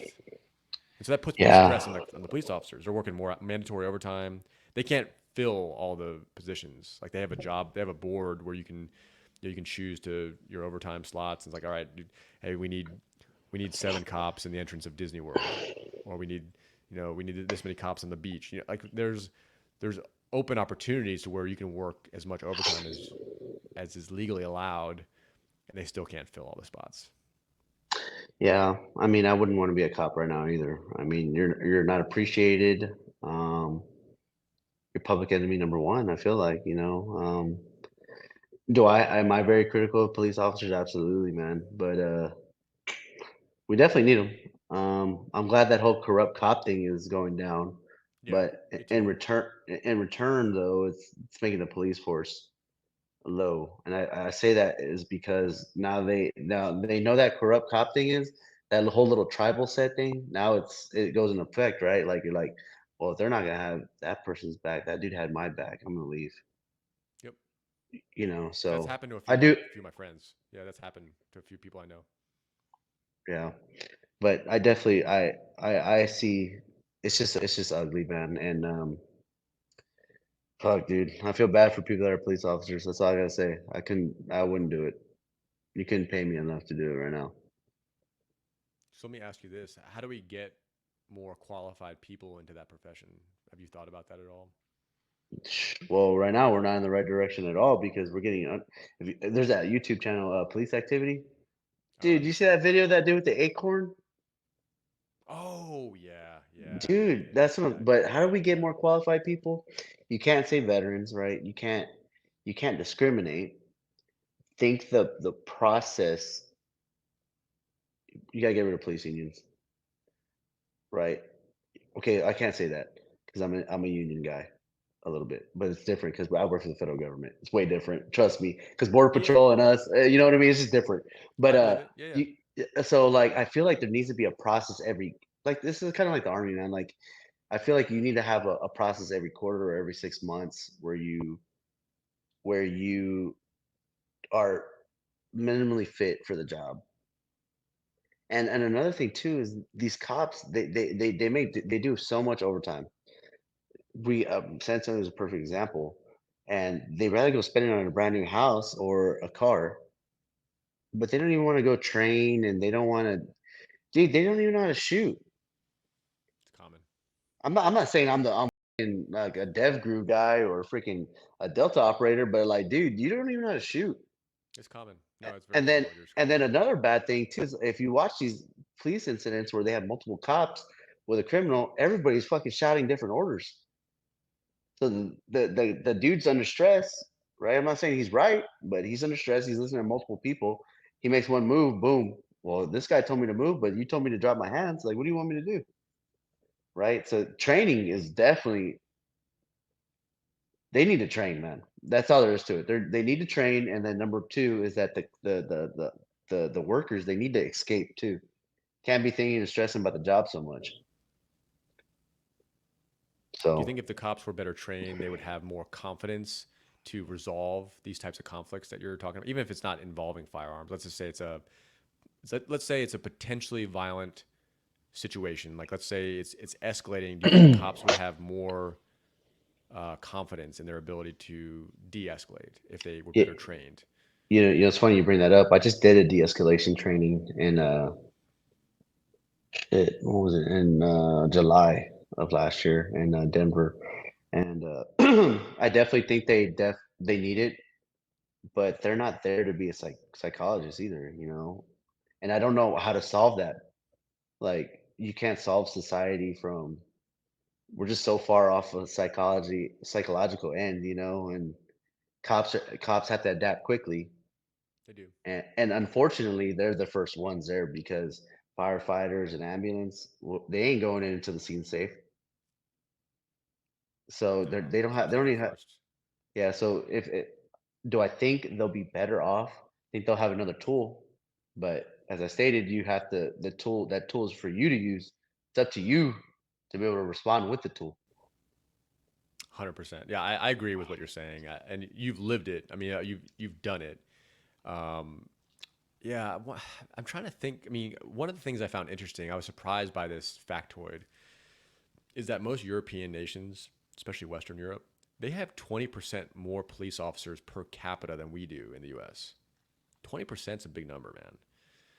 Yeah. And it's evident. I went to Belgium last March, and you could see they had an obvious presence. A because they were walking around in pairs, and B because they were wearing like bright orange jumpsuits. It was in winter, Hey, man, but that's they wear it. bright orange just to keep them safe from vehicular traffic. Just like police wear those yellow vests, but that's just their uniform. If they're on foot, they wear these orange vests, and they look dialed in, man.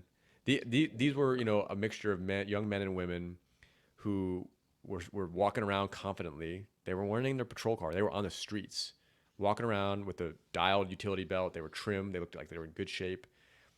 It was a big difference from what you see here, and there was more of them. It was obvious there was more of them. Right. Yeah. I have to think that they had a deterrent at least, or I don't know. Yeah. I definitely think that police officers should not be dressing like military. Like this whole undercover car, I'm against that too. When I was in Korea, they don't even have they carry revolvers in Korea, and like two of them are blanks. Two rounds in the revolver are blanks. Wow, I didn't know that. Yeah, and one of them's like just a casing, and I think they got like after that three lethal rounds. Oh, I had no It, idea. Yeah, it's some weird number like that. You have to fact check me on that, but it's that they I know for a fact they only have like they have 2 blanks in there.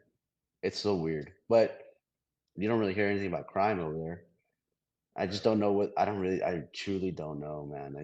I definitely the police presence is necessary. I think respect, but we go back to that respect for each other thing. I think in European countries, even in Korea, shit, I mean, people have a lot of respect for each other.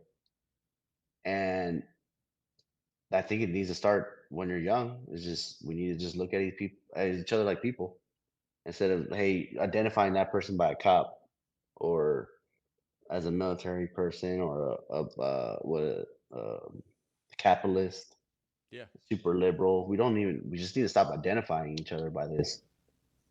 Yeah, I agree. One of my favorite YouTube videos is this. It's an hour long documentary. Maybe it might not be a whole hour, but it is exactly what you're describing. This guy named Ricky Gates. He's a professional runner. He's an ultra marathoner guy.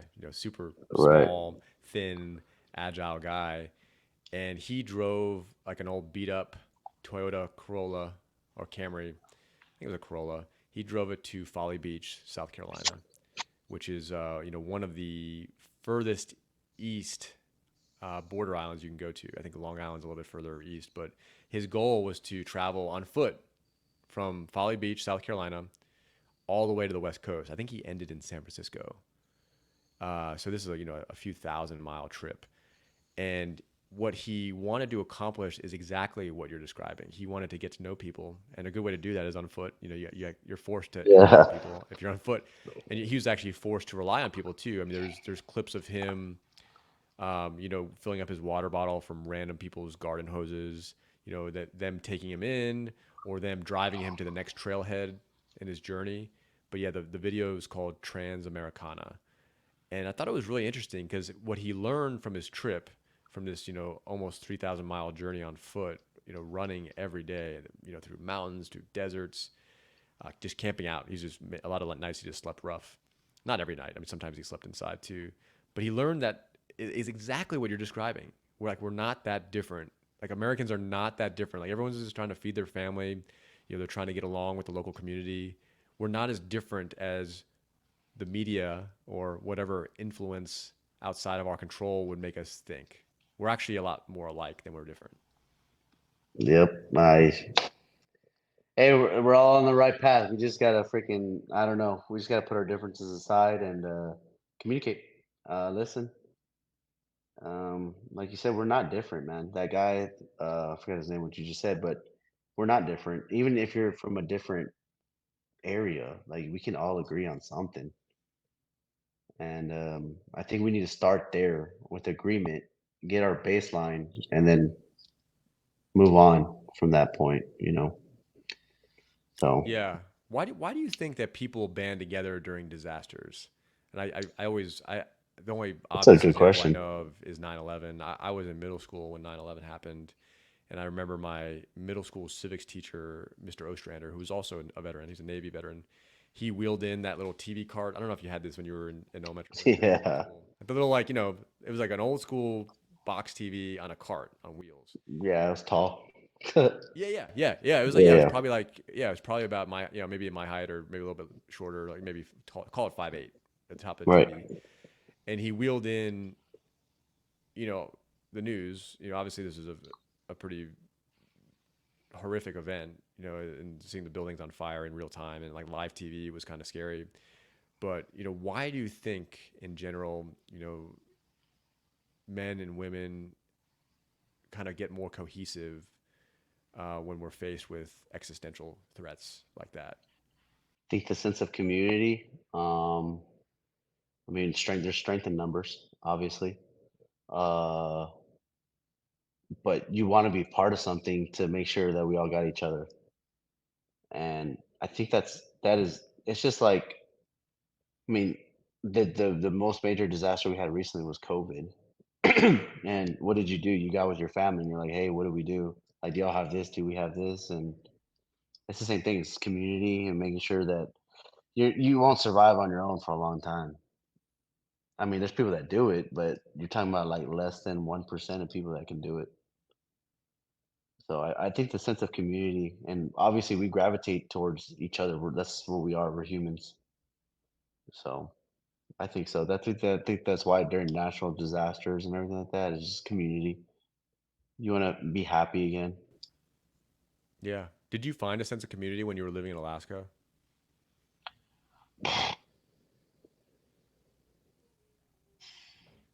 Ooh, that's a good question, man. I don't. I would say, man, I'm going to say no. Okay. I would say no. I mean, when you when you move somewhere like that, like you really only have like who's in your family, Yeah. and it's really hard to fit in with a different polar opposite within a short time frame. That's why I spent like 5 years up there. When I finally decided, I think the last year and a half, I was like, yeah, I could probably do this because like I finally realized what it's like to be an Alaskan. Oh, But cool. but it's definitely really hard. It's probably anybody. Like let's say somebody moves a Roatan, you're not going to be the you're not going to get community right away. There's probably some Americans, but they're going to be like, oh, this is not going to last months. Yeah, You yeah, know, yeah. No, I hear you. I hear you. Yeah, so I hear that's what Alaska is like. A lot of people, it takes time to really be embedded in the culture and the community. Because, but I've heard this that access to nature. I've even heard I've watched an interview about a guy who's from Hawaii. mhm. He's a big time surfer, Laird Hamilton. He's got all these supplements too. He's a pretty successful dude. And I think the interviewers asked him, they said if he didn't want to ever leave Hawaii because he loves being Right. immersed in nature. There's lots of beautiful, jungles and parts of Hawaii too. So Uh-huh. it's not just the beaches. Like there's actually some beautiful mountains and that elevation. It's a beautiful state. But they asked him, if you were to live in another state, which state would you pick? And I was thinking he would pick, somewhere in California, somewhere on the West Coast. He was like, oh, Alaska, hands down. He said, I've Yeah. thought about moving to Alaska because of that access to nature that keeps him plugged in and gets him in touch with that primal being inside himself that he feels when he's surfing or when he's immersed in nature in the natural jungle. He said Alaska is the same thing. He said it's the same thing. Yeah, it is. I feel like man, we cannot take the step though. Like it's hard to take the step into that primal thing, where you just want to eat game or because dude, we live an easy life as Americans, man. We fucking We do. flip the power on. It's freaking hot. We turn the AC. Like, I mean, like I like it. I mean, I like going hunting and stuff, but I mean, I love being able to just okay, let me just turn on the hot water. Like, it would be very difficult for me. Shit, I mean, in Alaska where I lived at my last spot that I lived at, I had to get water delivered like every 2 weeks. Oh, I didn't know this. Yeah, so I didn't have. So I lived up in a hill, and I had like a tank underneath under the ground, and yeah, so that's how my landlord had it set up. And dude, one day I just ran out of water. And and I called him. I was like, "Hey, man," I was like, "How do I determine how much water I need or whatever?" And he was like, "Oh, that PVC pipe, pull it out. And there's a big old stick I left right there. You got to measure it." And I'm like, "That would have been good information before the damn water ran out." It was bone dry, dude. Bone dry, Seriously? bone dry. Yeah, bone dry. And I'm like, dude, it was a big thing too, because I'm like sorry to hear I that. had It's so Dude, no, annoying. that's good. It's like I had a water heater probably the size of like your torso, and that thing had no water in it. And I'm like, dude, and this is all because I did a load of laundry. And I'm like, dude, just that is hard. That like you're like, dude, fuck, gotta do that. Like this one time I was cooking and it was a gas. They don't have like laws like they do over here where the gas tank has to be certain. So it was like, dude, it was probably about 3 feet of snow. And I lived on this hill, gas shuts off. And I'm like, Did so this heat your then, house too? no, no, no. I had my own oil tank for that. Okay, So, gotcha. but I had a propane tank just to cook, and I was like, damn, dude. So then, like, I tried again. I'm like, maybe it's just something. And then my wife at the time, she was like, uh, I think you need to check it. And I'm like, okay. So I get all bundled up, man. It's cold out, right? Of So course. yeah, and I bring in a crescent wrench with me, right? And I'm like, damn, dude. I can And picture dude, this. and then I'm going down some stairs, and dude, like I stick one leg in, and dude, the snow's up to my hip, and I'm like, dude, I don't know if I could do this forever. And so I go down the hill, I go get the propane tank, and I look like a fucking typical mountain man. We're rocking this propane tank, walking up this hill in the middle, dude. And this is during the winter, so there's no sunlight. So I have this fucking pencil head fucking headlamp, and I'm just like, dude, this shit sucks, man. I was like, sucks. Like now I know why. In the shows, they're like, we got to get ready for winter. Yeah, it's a real thing, right? Yeah, it really is. And I'm like, dude, because like the spot before that, like I was good. I had water. My landlord had all the freaking heat. I was straight. The only thing I had to do was pay for the electricity bill. Here is like, dude, if you even braked wrong on the hill, you're sliding down it, and nobody's coming up there, dude. Nobody's coming up there. That's I can't wild. even tell. I can't even tell you how many times I pulled her out. She was driving a forerunner. She thought it was bad. I'm like, dude, like just ice and snow, and I'm just like, dude, like you didn't turn on your light, you couldn't see because it was so dark. It's just a different animal, but you get into that primal survival sense, Yeah, and it feels great, dude. Like I look back on it now, and I'm like, damn, man, I miss it. Like I really that's do. what everyone Like says. Everyone tells me that. like here, you're just like life is just so easy, dude. You just gotta wake up. That's it. You gotta wake up. Try not to eat too much fast food. Just wake up. You know. Yeah, that's amazing, man. You got to tell me that story again about the time you got accosted by wolves. Oh, okay, You okay, got okay, to you okay, got okay. I love that Dude, story. I want to hear it dude, again. it's Tell such a me tell it weird. again. So it's just a weird story though, because like I'm so thankful that they didn't like fucking kill us or anything. These are wolves. We, yeah, these are real wolves. We were camped, so I wanted to go see a friend get married, so I went to go get my eyes fixed the next day, and we went to Denali National Park. We didn't go into Denali National Park. We were like a little bit before it, and I was like, dude, it's already getting late, dude. In the summer, the sun's up the whole time, right? So you don't even know what time it is. And like, I'm like, fuck it, baby. You want to stay at a hotel or what do you want to do? And she's like, no, we can just camp. So like, I brought at the time I had a pop up truck bed tent. I don't remember if you ever saw a picture of it, but I did. Yeah, you yeah, sent me pictures of it. yeah. And then all I did was put like a little platform in there, and then I put a couple rows of memory foam, so a couple rolls of those of memory foam in it, and then I just remember fucking we fell asleep. It was still bright. And I'm laying there, dude, and all I hear is "woo." I'm like, "Oh," and then dude, my wife can sleep through anything, dude. So I'm like, That's I look crazy. up, I'm like, You're in the back dude, of the in the truck. sun, In the back of the the truck. yeah, the back of the truck, and then my wife, I'm like, I look at her, I'm like, she's not even moving, dude. I'm like, oh, fuck. So I'm like, maybe I'm just hearing things. So then I go back to sleep, and then he's done. And I just hear him like laughing and howling, and I'm like, oh shit, they're getting close. And then so I get up again and I'm like, I start talking. I'm like, babe, dude, I only have my 10 millimeter, right? It's enough, but a pack of wolves is what, like 18, 20 wolves? I don't know, more than I could Probably, handle with yeah. a So, handgun. Yeah. yeah. So I was like, crap, man. I was like, babe, get up. And then I was like, are those wolves? And she's like, yeah. And I'm like, dude, they're getting louder. And she's like, so, and for me, we're in the back of the truck. So you have to get out of the truck. So I'm like, if the wolves are so close, how the hell are we going to get inside the cab? Because I had to break down that tent and then because it was on the truck bed. So Oh, I'm okay. like, okay, so now I got to get her out of the thing, go to the cab. I have to break down the tent. I'm like, so if the wolves, because you can't see outside. So I'm like, dude, the wolves are so close. I'm like, so I can't just get out. So I pop up my head a little bit. I'm like, I think we're good, but I hear them still, and I'm like, fuck it, we just got to do this real quick. So I took out that tent, I threw that shit in my truck, and we bolted, man. And I was like, dude, that's just how scary. Like, dude, 20 wolves, you can't take on 20 wolves, dude. You No can't way. take on 20 wolves. Yeah, there's no way. Like I had a badass gun and I still can't take on 20 wolves. Yeah. You know. My buddy had a similar story. I think he was either in Alaska. I think he was in Alaska, and he was hunting in the woods, and he same as you. He had some sort of like sidearm that was meant to deter wolves or bears or other apex predators. And he was with two of his friends. He was stationed in Anchorage. Oh, okay, cool, cool. Yeah, he was stationed in Anchorage, and he would do these like long hunting trips and fishing trips. And so he was in the woods. I don't remember exactly where he was, great dude. I love his stories too, as much as I love yours. And he said that this bear snuck up on them and then rushed them, Oh and sh they're fast.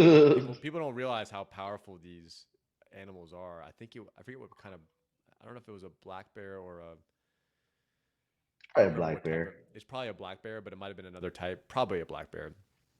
And he said that before he could even think about trying to defend himself, the bear was like within 3 meters of him. Like if the bear Dude, wanted to maul him, like it totally would have. But the bear was right. just trying to intimidate him, and maybe he was in the bear's territory, or maybe there was cubs nearby. But he said like Hmm. he didn't even have time to think about using the tools, the bear spray or the other tools he had to defend himself. He's like that wasn't even like he didn't even have Yeah. time to like react because the bear was on them so quickly, and people don't realize like how powerful these apex predators are in the wild. I mean, even my lab, who weighs 55 pounds, like if he wants to pull me on the leash, Oh, like he's a powerful animal for a 55-pound animal. Like he's powerful. So I can't imagine like a dude. 100-pound wolf or a 500-pound bear. Like it just or chimpanzee. Like I've heard like people get mauled by chimpanzee. Like Oh God, these animals are scary, dude. powerful. They're powerful Right. animals, dude. Yeah, like I used to have a bull mastiff. He died recently, and Oh, sorry to hear that. Yeah. yeah, he was 90 pounds, dude. And that dude was a fucking beast, bro. Like his neck was past tape every day in the army. You know what I mean? Like animal. Like he was just a beast, and like he had such power in his jaw. And I'm like, dude, these things don't know when to stop. Like if they were such loving Yeah. creatures, they would destroy every single one of us. So, but yeah, nature's awesome. I love nature. That's why I like that Nature's Metal page on Instagram. Do you follow it? I've seen some of the posts. I don't follow. I need to. Yeah, I love seeing like animals tear each other up, and I'm Me like, too. dude, that's just how it is, dude. That's like It is natural what it is. Yeah. selection. Crazy though. It's like I think about canines, right? I just read this book that details our relationship with various animals, and the kind of Hmm. like how humans started domesticating animals. This is before the advent of agriculture, right? And the earliest animal that they can find that we domesticated was a canine in the form of a wolf. And I'm thinking about your story in Alaska. You and you're in the back of your Toyota Tacoma or whatever car. Yeah, I had a taco at Yeah, the time.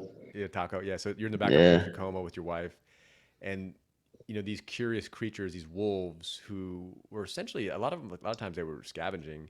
They were attracted to these humans 10,000 years ago that were, let's say, they were camping not in the Tacoma, but they were camping around a campfire, cooking whatever meat that they collected throughout the day in an open fire, because that's how humans were able to easier they were able to digest meat proteins easier when they cooked it over a fire. And these curious wolves would come up to the campfire, and the humans would feed them scraps. Like the humans would be, okay, maybe these animals aren't so bad, and then yeah, those wolves would continue to come back, and the ones that were a little more skittish or maybe not didn't have the same affinity for human beings would not come back. So this eventually led to a mutually beneficial relationship where the humans would feed the dogs like we do today. So obviously the dogs benefit from that because humans are really good at finding food and adapting to almost any environment, whether it be Alaska, Hawaii, the Gobi Desert. Like humans can yeah. adapt to like any environment. Antarctica, we have people that live in Antarctica, not full time but part time. Um, and so they would selectively breed these more social wolves over time, and that's what gave us the canines that we have today. And what the way humans benefited was kind of like an early alert system, because dogs have a much more keen sense of smell, and they almost seem to have this sixth sense. Even my lab, like if someone approaches the house, he somehow knows, like way before I do, way before I see them on the my Ring camera, or way before I can hear the person approaching the door. Like my dog knows, like way before I do, if a Yeah. stranger, and I don't know if it's their sense of smell or hearing. I don't know. It's probably their smell. Uh, but that mutually beneficial relationship extended to the time when you and I served together in Afghanistan. Do you remember the canine, the working dogs that we worked with? Yeah. Yeah, they were great, man. One of them was intimidating as, I remember but that. Yeah, that one slept in our tent. That one slept in our yeah, tent. that big German Shepherd, I think it was. And but yeah, you know what's weird though too that you bring that up, the military working dog. Remember the Afghan dog? It's just so like there, Yeah, yeah, I dude. remember seeing It would it, it videos. would Yeah, follow us around during missions and stuff yeah, I like do that, remember that. Yeah, and I'm like, dude, like what a totally different. it's It's wild. kind of like it's like us and the Afghans. Like we're like different worlds, but y'all are the same. They're still y'all are still canines. Yeah, It's just so it's wild, man. Like, yeah, I know. man. It was interesting. I mean, a lot of the people there were like very welcoming to us. I remember there was one town that you and I would go to called Sudacale. It was really close to where we were staying by our Right. company outpost. Very, very close. It was the closest town to us, and we ended up building like a police station there because it benefited them, and we had some funds, some civil affairs funds to build some infrastructure for them, and they were so welcoming to us. I remember one memory I vividly remember. I think I have a picture of this.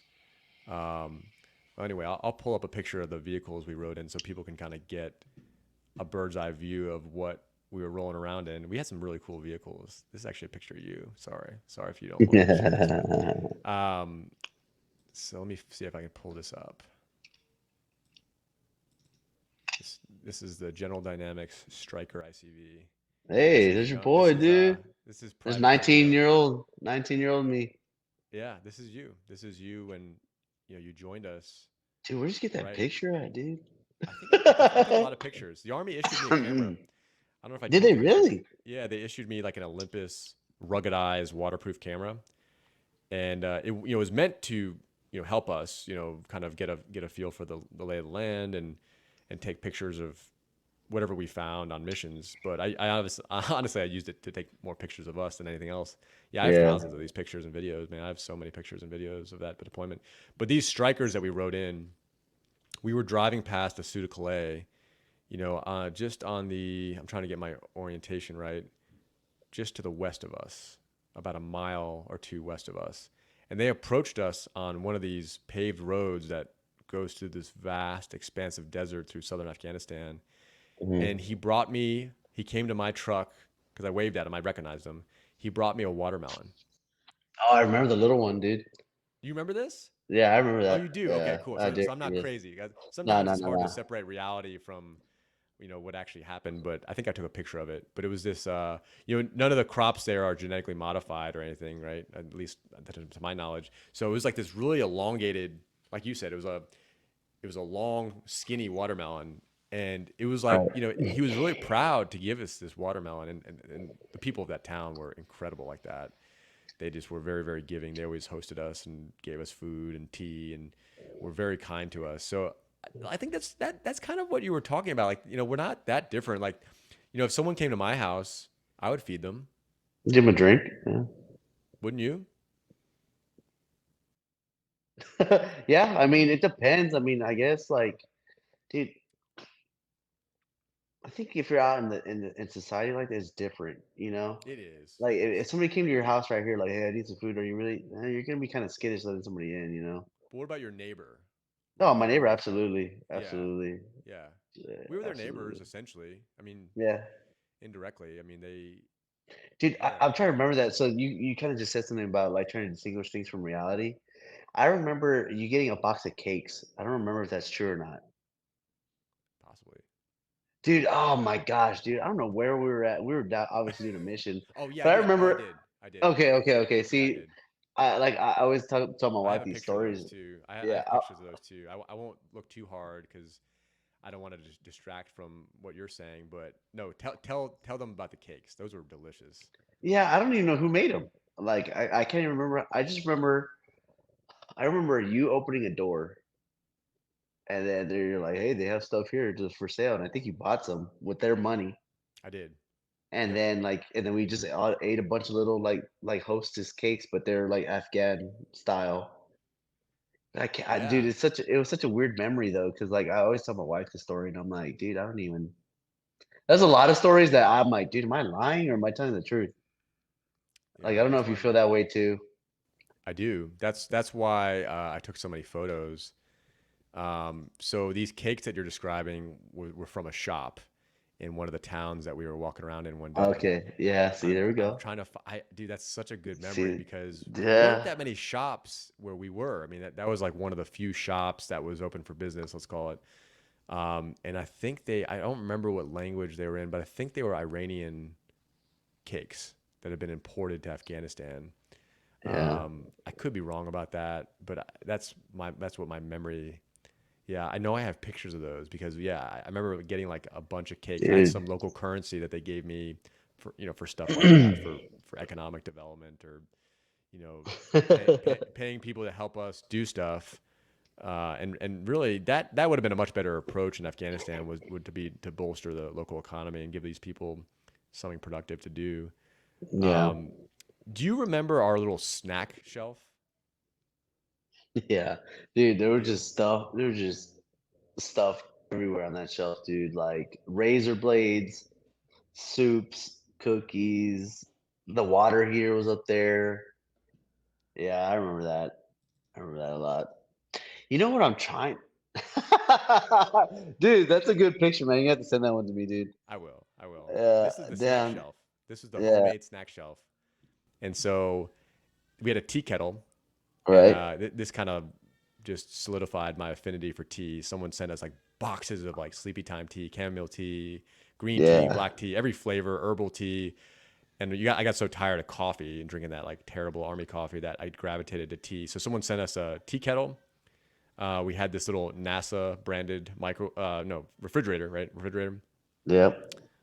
You were holding a can of Looks Del like Monte peaches, dude. peaches. Yeah, sliced Yeah. peaches. I mean, that was a treat for us. Dude, Peaches. people I was trying to tell people that how we had the laundry. Oh, I forgot about this. You got to explain this to Dude, everyone. okay, so like, okay, so also there's two things I kind of want to bring up, and I don't know if I'm telling the story accurately, but like, so I remember the water bag, Yep. and then like there was like one washer, and we had to fill it up with a water hose, and then like you wait, you time it, and it'd go down, and then you fill it up again, and then it would do it, and then you'd be done with your laundry. And then it was funny, it was so damn hot, the water was hot, so you were washing your clothes with warm water, you know. It was pretty cool. What I didn't what memory I'm trying to remember the most, I could have sworn there was, like, a water shortage or something like that, and we had to, like, ration water bottles. There was, Did and you what you're dude describing is so you're describing it perfectly.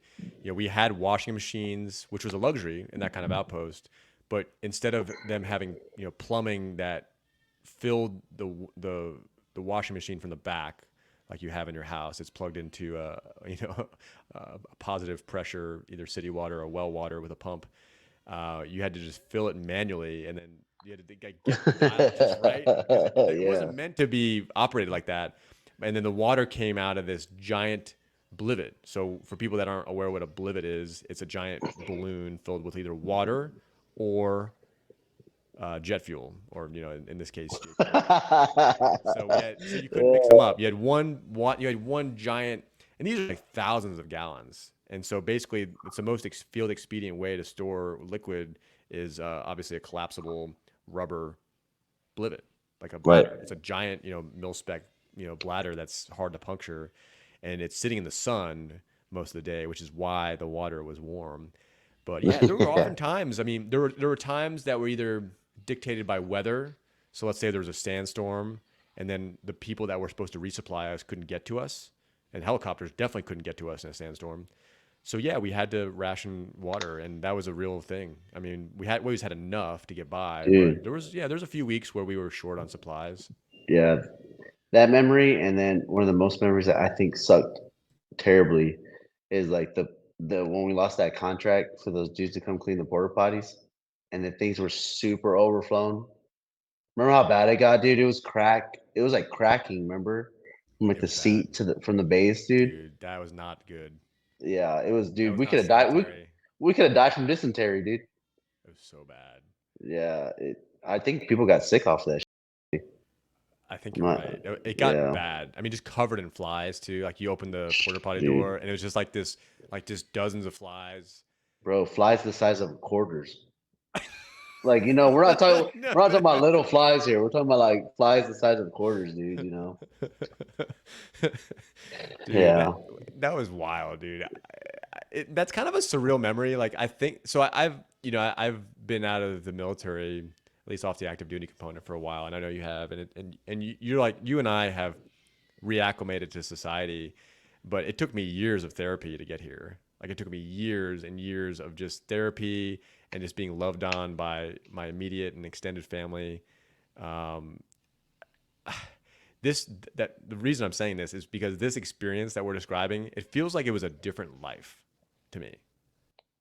Yeah, it feels like you were like, the upside down, like Stranger Things talks about. Yes. You experienced it, but Yes. you don't really remember. It feels like we were always on survival mode, Oh, we were. and that's probably why it's so like kind of blurry. But you remember, I remember a lot of highlight stuff, like that time where those two helicopters crashed because of those villagers were gonna surround that place we went to go. I remember that vividly, dude. Yeah, see stuff like that, and then yeah, there's just a bunch of weird stuff, dude. Where we went to the IED making factory allegedly type stuff. It was like just stuff like that. But I think the survival mindset like makes you shut off certain things. Do you remember the driving range we set up? Yeah. Okay, so I got to pull up one more picture. I promise this will be the last one. Uh, this Dude, is this is good though, man. I haven't talked about this stuff in a long time, dude. so this is where you and I slept. Yeah, This was our driving range, and this is you and I slept in this tent right here. I don't know if you can see my pointer. yeah, I So can. I slept over here on the right. I think you Yeah, were I was like right towards there the in the middle. back. Yeah, you were right there in the middle. And then that Yeah, canine that was super aggressive, he slept right here, and they had to put a muzzle on that canine because he was trying to lunge at us. But yeah, yeah, this guy was an awesome golfer. And the funny thing about this story is, this guy, he was yeah. Okay, actually I like was an trying to see what it accountant. was. He was like an accountant before he joined the army. And he kind of just had a call to service. He had a great career. He had a great white collar career. And this is what I'm talking about, just like the variety of different people we had living on this installation in the middle of Right. Afghanistan. Um, and I actually went on to play golf with him when we got back. El Paso has Oh, great really? golf courses. Yeah, so I would play golf with him. Not regularly, but like usually like once a quarter, we'd play golf together. And he was an amazing, one of the best golfers I've ever played with, ever. Right. Yeah, Yeah, dude. yeah, You're so right. Because I was thinking about that, and so like the EOD guys across the tent, yep. dude. One of their dudes was like so punk rock, and I'm like, dude, you're so weird. Like you're It didn't like way matter though. different from Yeah, you're like way different from the other two, man. Like, he but guess was. what? Y'all work together as a unit, man. It's pretty cool. It was cool, man. I mean, that shared sense of purpose, and like I always refer to that American flag on the right shoulder. It didn't matter where we came from before. Right. Some of us came from amazing, loving homes. Some of us came from broken homes. Some of us were college educated. Some of us barely passed high school. Some of us had master's degrees. Right. You had a Or master's degree, right? I did not. No, no, no. I barely Oh, passed okay, okay. college. Yeah, I didn't. I did not. Dude, whatever, But dude. You're but smart, dude. I barely passed college. I on my last final exam in college, I showed up 30 minutes late and had to rush through the exam. And that was my last exam. I needed that college class to pass and then commission. I would not have commissioned in the army without that class. Damn, there'd be no Jack Ryan, dude. Well, so do you ever? Okay, so since you spurred something in my memory, do you ever think about? And I try not to dwell on this, but do you ever think about like what your life would have looked like without the army? Yeah, all the time, man. Yeah, because dude, the things we went through is nothing like a human should be going through. Right. It's a unique And experience. yeah, and I'm like, damn, what would I be doing right now? Like, but I don't know what I would be doing, I don't know you either. know? It's hard to imagine. Yeah, it's kind of actually scary because I don't even think I would be myself. Like, I don't think these life experiences, like all the communication tools I had, it probably wouldn't be here without the army. You got Even to grow though, up like, fast. You got to grow up yeah, fast. yeah. I mean, they start. It's because it's so unique, man. Like, one, you move out of your house quickly. You guys start paying your own bills right away. Yeah, they give you a place to live, but guess what? Somebody of an adult is checking on you all the time, dude. It's not like a dorm. I don't never been in a college dorm, but I wouldn't doubt it's like, hey, this guy's breathing down your neck, ready to give you Article 15 for no reason, you know? Yeah, it's a unique experience, man. I remember that, and yeah, it is. I mean, do you think we had like a unique experience because we were in an infantry unit, and that might have been different? Well, you served in an aviation unit too, right? Yeah, and I will say 100% that it was a different experience because so my wife, we didn't know each other at the time. Like I mean, we didn't know each other until like late in the 20 the late 2020. Yeah, late in 2020. But she actually deployed with us, or she didn't deploy with us, but she was there at the same exact time Okay, in country. in country. Yeah, so Okay, she was at CAF, got it. same dates. Like the Wow. same dates match up. Like we talk about it all the time, and because she was with Third ID, Okay.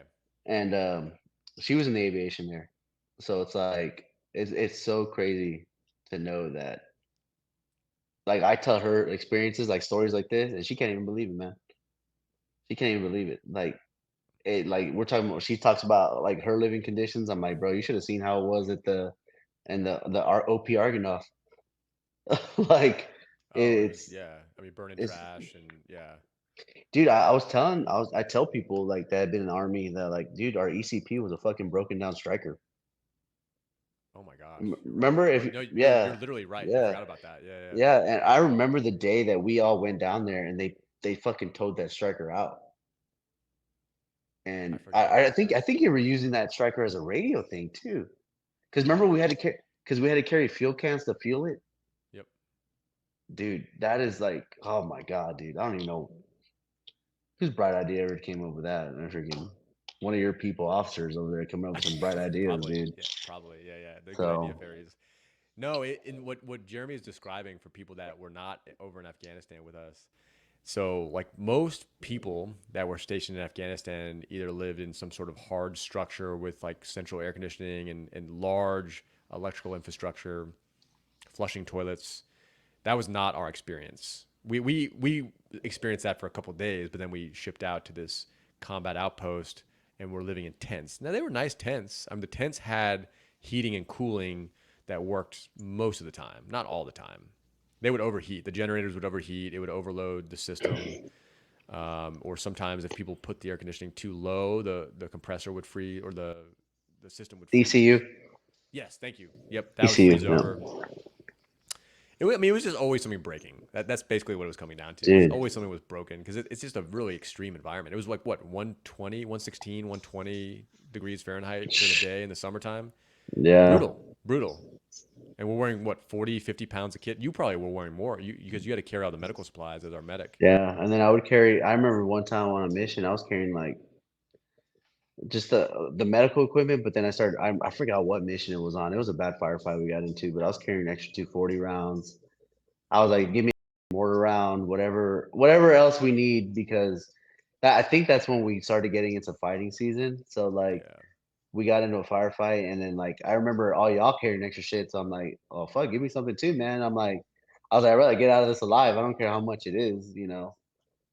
So Yeah. it definitely was an experience. And then you think about the sleep deprivation too that we were going through. It's like the heat, sleep deprivation. You're just not. It doesn't mix well. You know what I mean?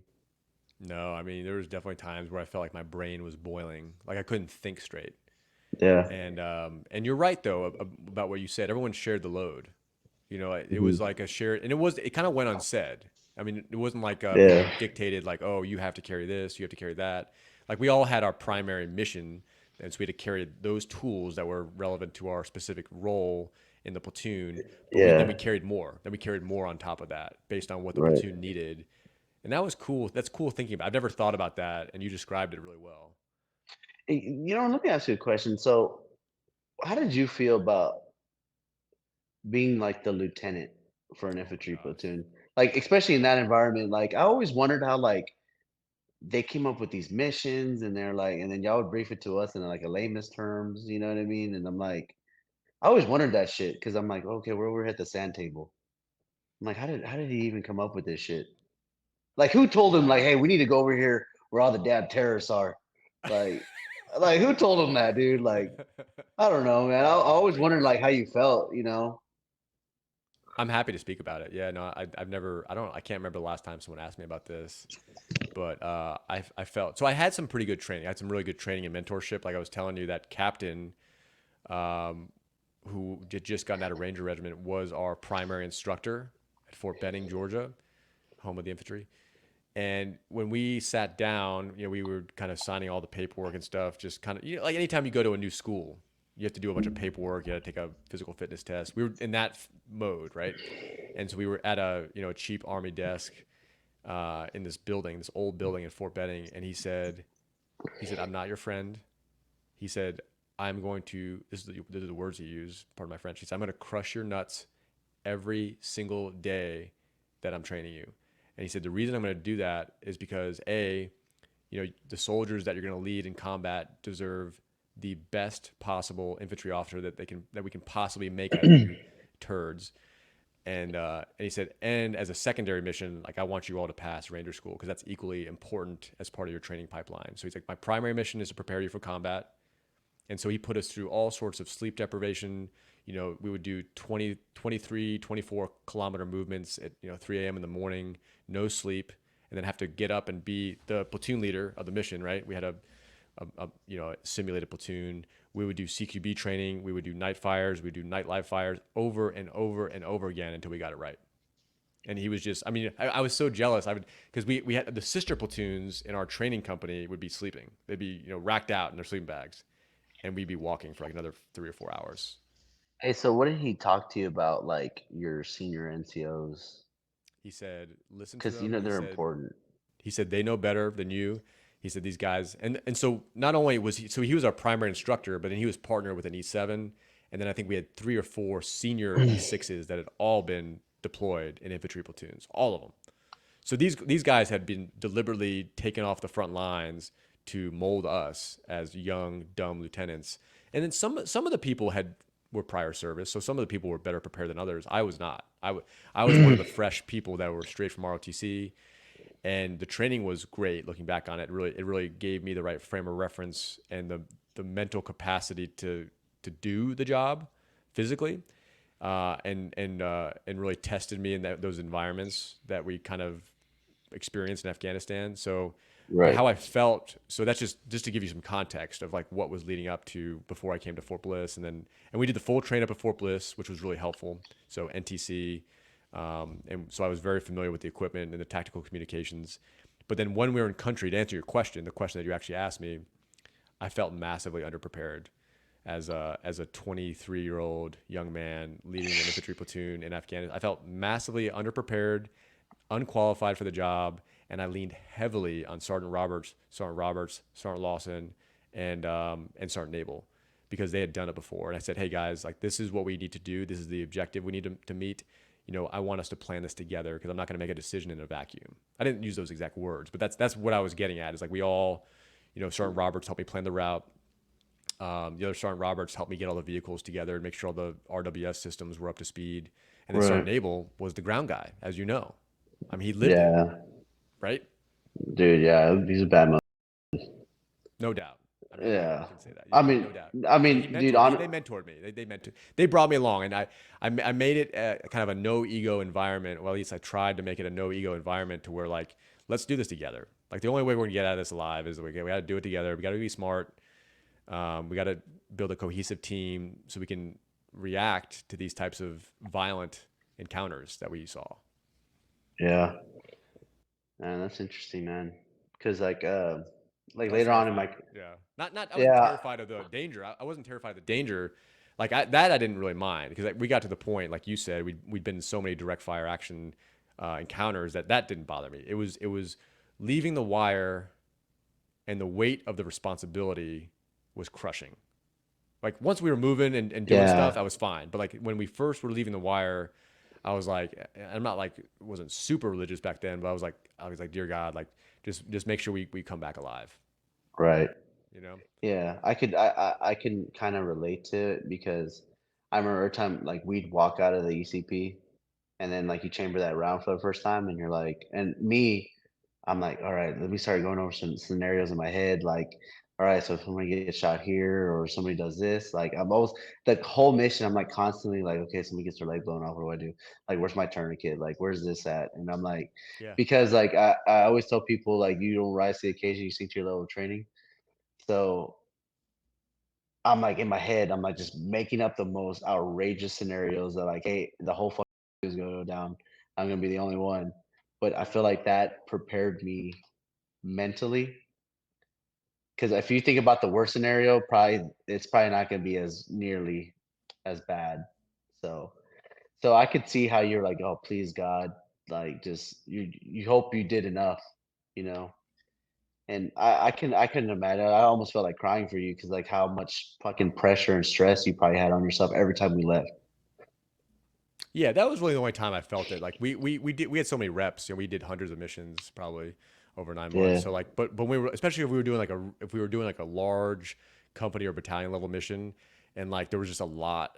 Like I knew it was gonna be a long night, and you know, just trying to think, make sure we dotted all of our I's and checked, you know, crossed all our T's, and like and that me and the NCOs had done everything possible to prepare for that scenario yeah, and mitigate the risk, right? Mitigate the risk of IEDs and small arms fire. So like yeah, like there's like what can we do to mitigate the risk, right? Well, one thing I thought of, yeah, you know, let's lead with a D7 dozer. Let's make our own roads because the roads were so dangerous. So I'm like, well, how about we make our own roads?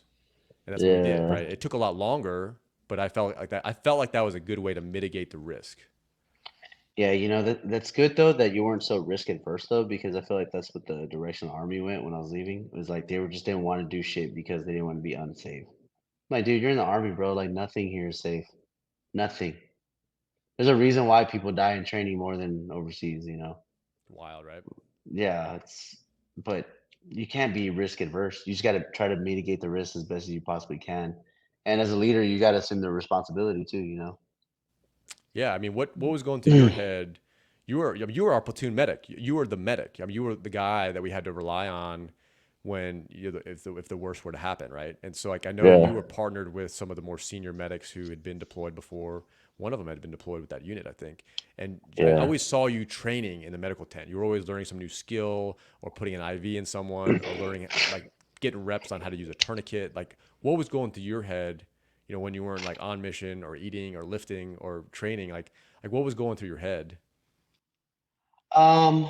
So okay. So let's preface like so our senior line medic is like the headquarters medic, and actually I just had dinner with him last in December. Stop. Yeah, I did. Seriously? Yeah, I have a Oh, picture of it. that's Yeah, I awesome. know. But Oh, yeah. So and actually, yeah, there's a lot of weird things. But yeah. yeah.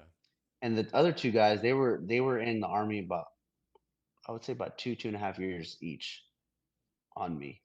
They had a lot more time in than I did, Yeah. obviously, and, they were a lot older. You know, the maturity factor definitely does help a lot. But when training, in the tent, you gotta hone your skills, man. Like, if it's like a muscle, man. If you stop it, it just goes away. Like, right now, I could probably teach, like, TC3, but I'd be like, "Oh, shit," like if somebody was bleeding out right now, I'd probably be able to do it, but I'm not gonna be like as good as I once was.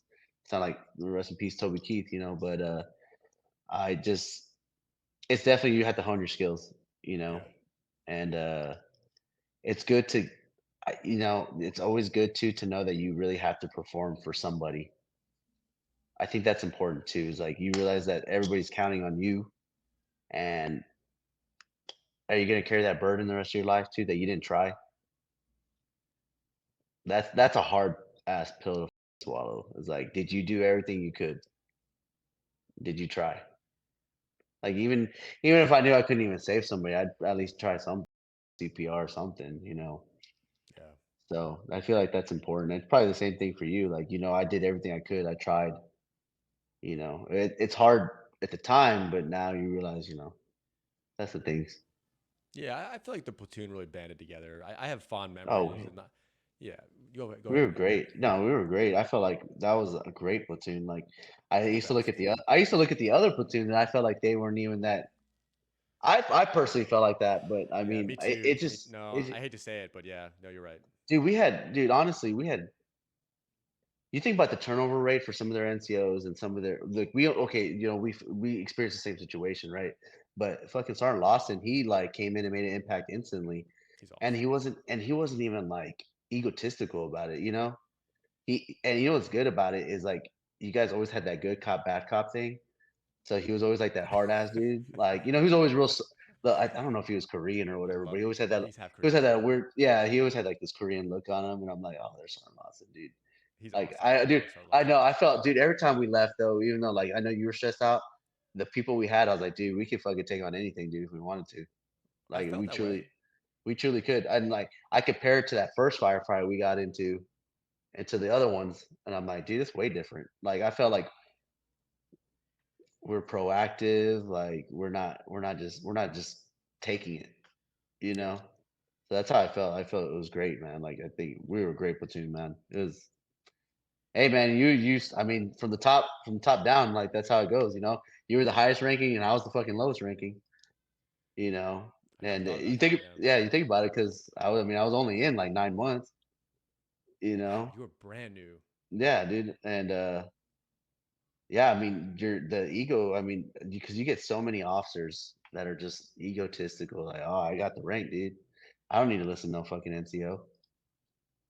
And I'm like, and honestly, you can when I left the army, you could definitely tell that's how it was, you know. Like officers just weren't listening to their NCOs anymore, and I understand why. You know, the army has definitely moved on to this path where they need to promote people quick and that are underprepared. Um, I don't know if you knew this too. They're actually getting rid of brigades.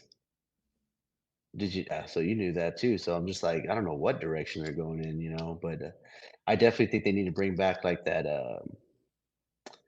like the way the in World War II, where it was like multiple specialist like ranks, you Yeah. know.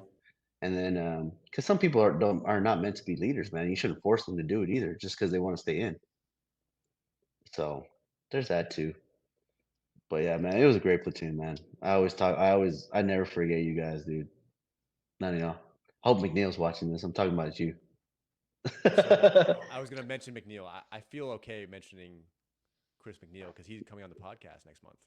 Oh, dude. I don't think you're gonna be able to Yeah. see it because it'd be too red on the thing. I hope he sees this. He's gonna give me so much crap about this. No, Dude, McNeil. He. I'm interviewing him March 2nd. oh, sweet. Oh, that's next week, dude. Is it? Oh That's yeah, Saturday. that's next That's next Saturday. Yeah, Saturday. yeah, Yeah, yeah, yeah. yeah. I'm interviewing McNeil. Um, I'd love to interview everyone from the platoon. I don't know if everyone would be willing, and I'm not gonna pressure anybody to do it. But like, I really feel, and aside from doing that, I feel like I can contact anybody from that platoon. Yeah. I think I've stayed in touch with almost everyone that's still with us. I Yeah. can't. I mean, there's a few people that I lost contact with, like they're either not on social media or I don't have their phone number anymore. But I feel like I've stayed in pretty constant contact with almost everyone, at least at minimum holidays, and just reaching out occasionally, which is kind of Yeah. cool to think about because we all came from different backgrounds.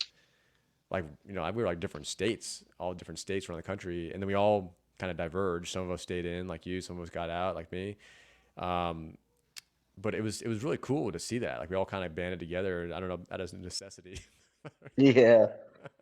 I know, dude. I know. I think the tribal sense, you know, Yeah, yeah, yeah. sense of pride in the platoon. So it was a great platoon, man. Oh yeah, yeah. I can't It's admit it awesome. enough, dude. It was great. I had a I great look ass time, fondly dude. on that time, honestly. I mean, I know Dude. times weren't always great, but like I think, yeah, I look back with pretty fond memories of that Hmm. group of men, and what we were able to do together. Yeah, I often think I'm like, man, like I would love to work with some of these people again.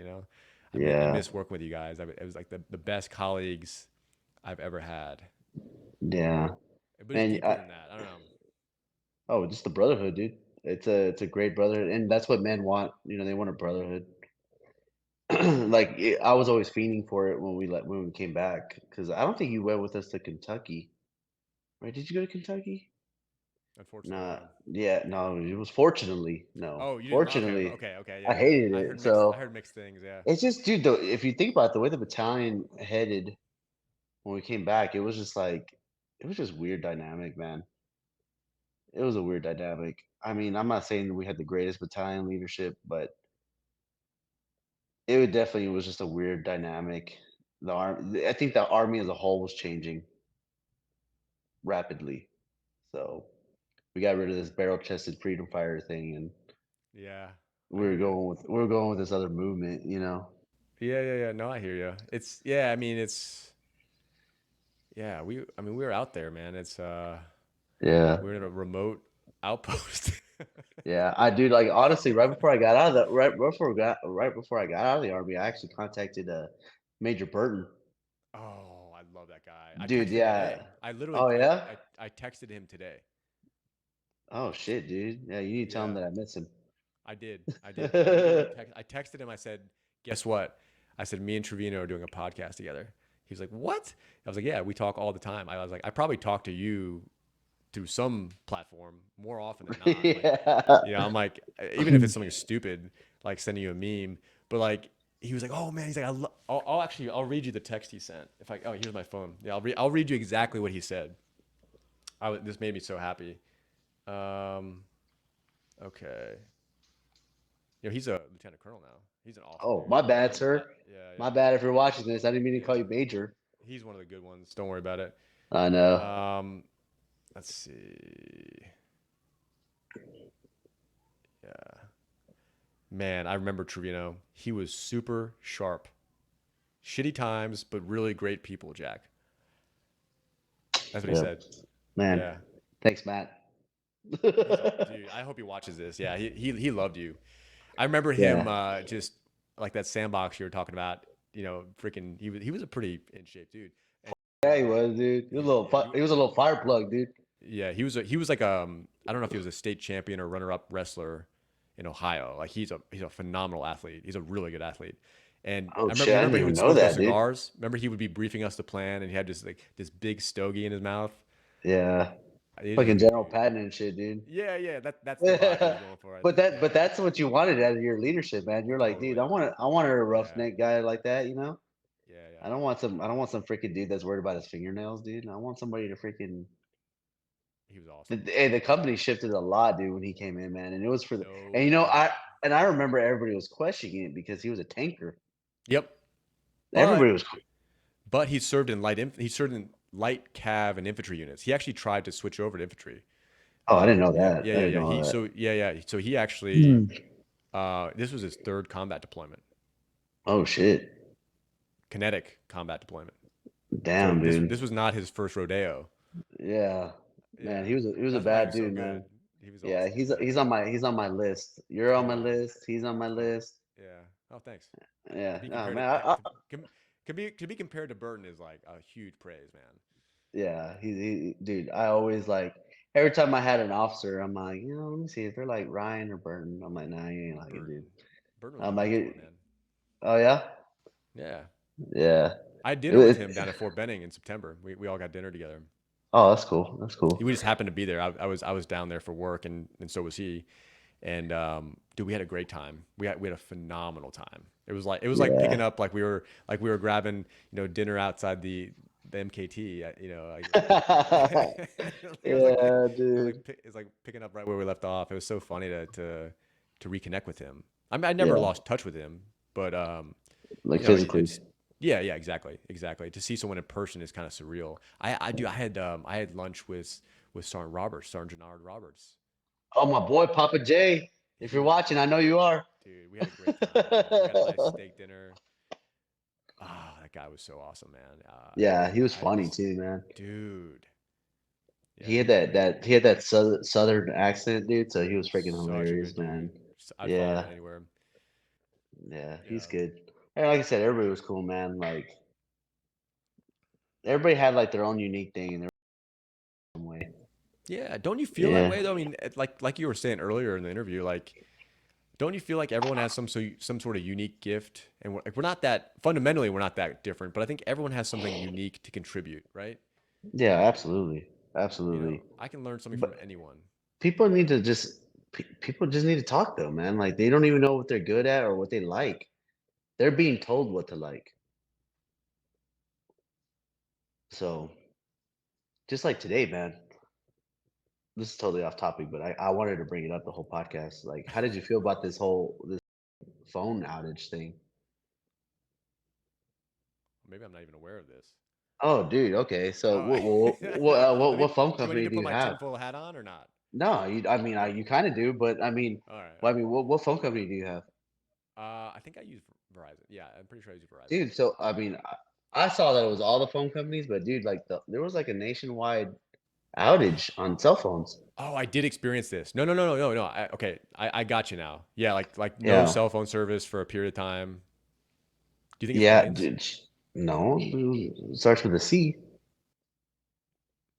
I think it's aliens. I mean, these aliens are out there. You know that, right? Oh, I think they're here. Oh, they're here, I think they're here right now, man. I mean, shoot, this is my opinion. I mean, people are gonna think me like, damn, this is lay off something, but dude. My okay. they're definitely around, dude. Come on, man. Oh, I'm convinced. I hope they are. I'd love to meet one. I'd love to interview one on the podcast. Yeah, I mean, I would love to be one too, but I think, man, they're definitely around, dude. They're definitely around. If you They're find definitely. one, could we do a three-way interview like this with Yeah, I you? don't know if you're yeah, No, yeah. no, I I'm mean, being serious. absolutely, dude. I All mean, right, all right. you'd have. I mean, dude. But no, seriously, the phone outage thing is crazy, though. Yeah, yeah, I do remember that. I experienced I, that. I can only imagine what America was going through for this whole like. It was a couple hours too, What do because people do without TikTok? yeah, for real. Like, no, because I mean, what do you? So, what's the first? You have your alarm set to your phone, right? I do, for sure. Exactly. So, like, my phone went off at like what 4:15. I woke up and I was like, oh, it says SOS, and I'm like, oh shit. I'm trying the Wi-Fi. I turn on the Wi-Fi, and I'm like, and it's like nationwide outage. I'm like, what? Because usually over here, because they're updating the internet over here, it goes out a lot. So they pull up the lines and everything like that. But like a nationwide outage, man, that's kind of creepy, dude. Yeah, so have you heard about these like I don't they don't call them UFOs anymore. They call them like Oh, unidentified UAP, dude. UAP. Okay, did you see this Yeah. UAP that they filmed in Uh, Iraq? no, what is Okay, I got it? to show you this. I got to show Unidentified you this. aerial phenomenon. Yes, thank you. I Yeah. couldn't remember. It's called the jellyfish. Have you seen this jellyfish Oh, phenomenon? dude, I think I have, man, but it Okay, looks fucking I'll sweet. pull We it should up. talk I'll about it. pull it We should up. talk about Yeah, it. yeah, yeah. Okay, let's break this down because they caught this on a FLIR system in here it is. Leaked video. Yeah, leaked video. Right, right. Dude, I don't even know. I'm like debating whether I'm gonna share it. Yeah, I'm just gonna share it. Let me put it on my other Wait, you screen don't one think it's real? second. I don't know. I hope it is real. I hope it is. Here, I'll put it on the screen so everyone can see it. We got a lot of people watching now. Oh, we do? Yeah, yeah, yeah. I know? Nobody I know? Yeah, yeah, yeah, yeah. We got some of our old friends on. Okay, here it is. Uh, Okay, let me throw this up. So it's called the jellyfish. This was back in 2018, dude. I know. I love the names. I love the names of them. So do you see dude, this thing? Have you seen this thing? that I'm like, looks this like is a a plastic fucking bag. camera. That looks like a camera on those wires, dude, like at a football game. I don't know what it was, dude, I don't know, man. That's but they flying pretty they good. caught Couldn't it be a on plastic camera. bag, dude. Look at these U.S. guys. joint operations, dude. Yeah, but where's all the privates at? How come they're not out there filming it, dude? Or is I this don't at know, night? dude. This is probably at night. Yeah. Well, I don't know. They It's got the it's on a thermal time, camera, so you can't tell. right? It's an IR camera. Dude, I don't know, I'm gonna. man. That looks My fun. colleague showed me this at the office, and I almost lost my. Dude, I almost lost it. I was like, the Dude, jellyfish. You've got to be kidding me on this thing, dude. damn, dude, The look how it jellyfish. like. It's moving in a straight line Yeah. too. It's got to be an alien. Oh, what the hell is that? Oh, those are dogs or what? Yeah, yeah. I think those are dogs. Dude, that thing must be invisible or something, huh? You remember the guys that used to control these cameras in Iconics? I would love to be a fly on the wall and watch the guy who's tracking this thing through wherever they are in Iraq. Like Dude, awesome, awesome. I love this stuff, dude. I can't get enough of this stuff because I want to believe. I want to believe that there's something out dude, there. you don't need to believe because it is out there. Did I send? I'm 100% a believer. Oh, okay. Did I send you that interview of that alien, the purple alien? A purple alien. Yeah, yeah, yeah. I have to pull it up here. Dude. I think I sent it to you on Instagram. Oh, dude, someone just typed. Someone just typed jellyfish. It's so funny, dude. But yeah, I don't know. So if there were, let's just assume there are aliens among us. Do you think they're like wearing human skins like that, or like they're wearing some sort of like synthetic human skin? And like, could you be like, are you an alien? Dude, you're about to make me put a thing on right now, dude. I'm about to get all tinfoil hatty. So Okay, I go for it. believe, I'm ready. okay, I'm down for it. If you're down for it, I'm down for it. okay, so Like, I let's get into it. Let's believe, get into it. okay, okay, okay. So I believe that aliens only show themselves when they want to. Okay, so if you read these testimonies of people like on DMT or where they die or whatever, they kind of experience the same little creatures, right? Those are the fucking aliens, man. And that, but you only get to see them when you trigger that point in your brain. Okay. And so they can come out whenever they want. They just have the technology to not be seen. Like little pygmy things Oh, everywhere, dude. okay. But we as humans, we can't access that part of our brain. Yeah, they say we only access like 10% of our brains in general. I'm speaking generalities. That's probably true. Yeah, I So believe it. like maybe we're just yeah, so maybe we're not maybe we're choosing not to see them Yeah, subconsciously. Like maybe yeah, subconsciously our brain is like protecting us from that phenomenon. yeah. But the skin thing makes a lot of sense too, because I know a few people that look like aliens, man. Like you're suspicious, right? Oh yeah, I'm convinced. I'm like I know, man. convinced, dude. I'm convinced, man. Like, dude, there's no way. Come on, man. Like, There has to be. dude, The yeah. probability is too high, I think. Well, that and then, oh man, yeah, you're absolutely right. Probability is way too high. I mean, look at Antarctica. We can't even go to that one spot in Antarctica. What's that spot called? Lake Willix or something like that. I don't know. I'm gonna look it up. Lake Willix? Yeah, in Okay, Antarctica. no, Look, I've never heard about this. I've seen G, horror movies that take place GTS, in man. these. Let's see, Lake. How do you spell it? Like Will. What is it called? Willix, man. Willix. Let me do a little Google too. Lake. Yeah. I'm actually curious about that. Antarctica kind of fascinates me. Did you hear about this guy who cross country skied across Antarctica? Colin O'Brady. What? Yeah, he cross country skied pulling a sled with all of his gear across Antarctica like 1,000 miles. What? Yeah, dude, it's Oh, awesome. I read the book. it's called Willix Land Crater in Antarctica. Okay, That, dude, Willix that's where Land that they Crater. believe that hollow Earth crap is at. Well, okay, this is getting deep now. I wasn't ready for this. I, I'm I down know for it, it though. I just wasn't ready. Like I wasn't dude. prepared for this. Hey, these are the conversations people want to hear, dude. So Willix Land Crater. Okay, I hear you. I hear you. Yeah, So conjecture giant impact craters. Oh, so this could be a landing site. yeah, Okay, I hear you. I hear you. dude. Yeah, Okay, let me see if I can find a picture. I'm sure maybe someone photographed it. dude. I don't think anybody. Dude, I think that's owned by what's that family? You already know who I'm gonna talk about, so I'm not gonna get too deep. We'll do this on another podcast. We're not gonna get too deep, but we'll do this on another podcast, dude. Dude, that's funny, man. I'm trying to so the Willix land crater. So they think it's like it could have been like either a meteor strike or like one of these alien like spacecraft that could have landed. Dude, see? I mean, that's where I would land if I could if I was an alien, I would definitely land in Antarctica. 'Cause that'd be the way to get in undetected, I think. Yeah, it's kind of like that situation that happened in Florida where they thought aliens were there and all the cops showed up. Can you see this?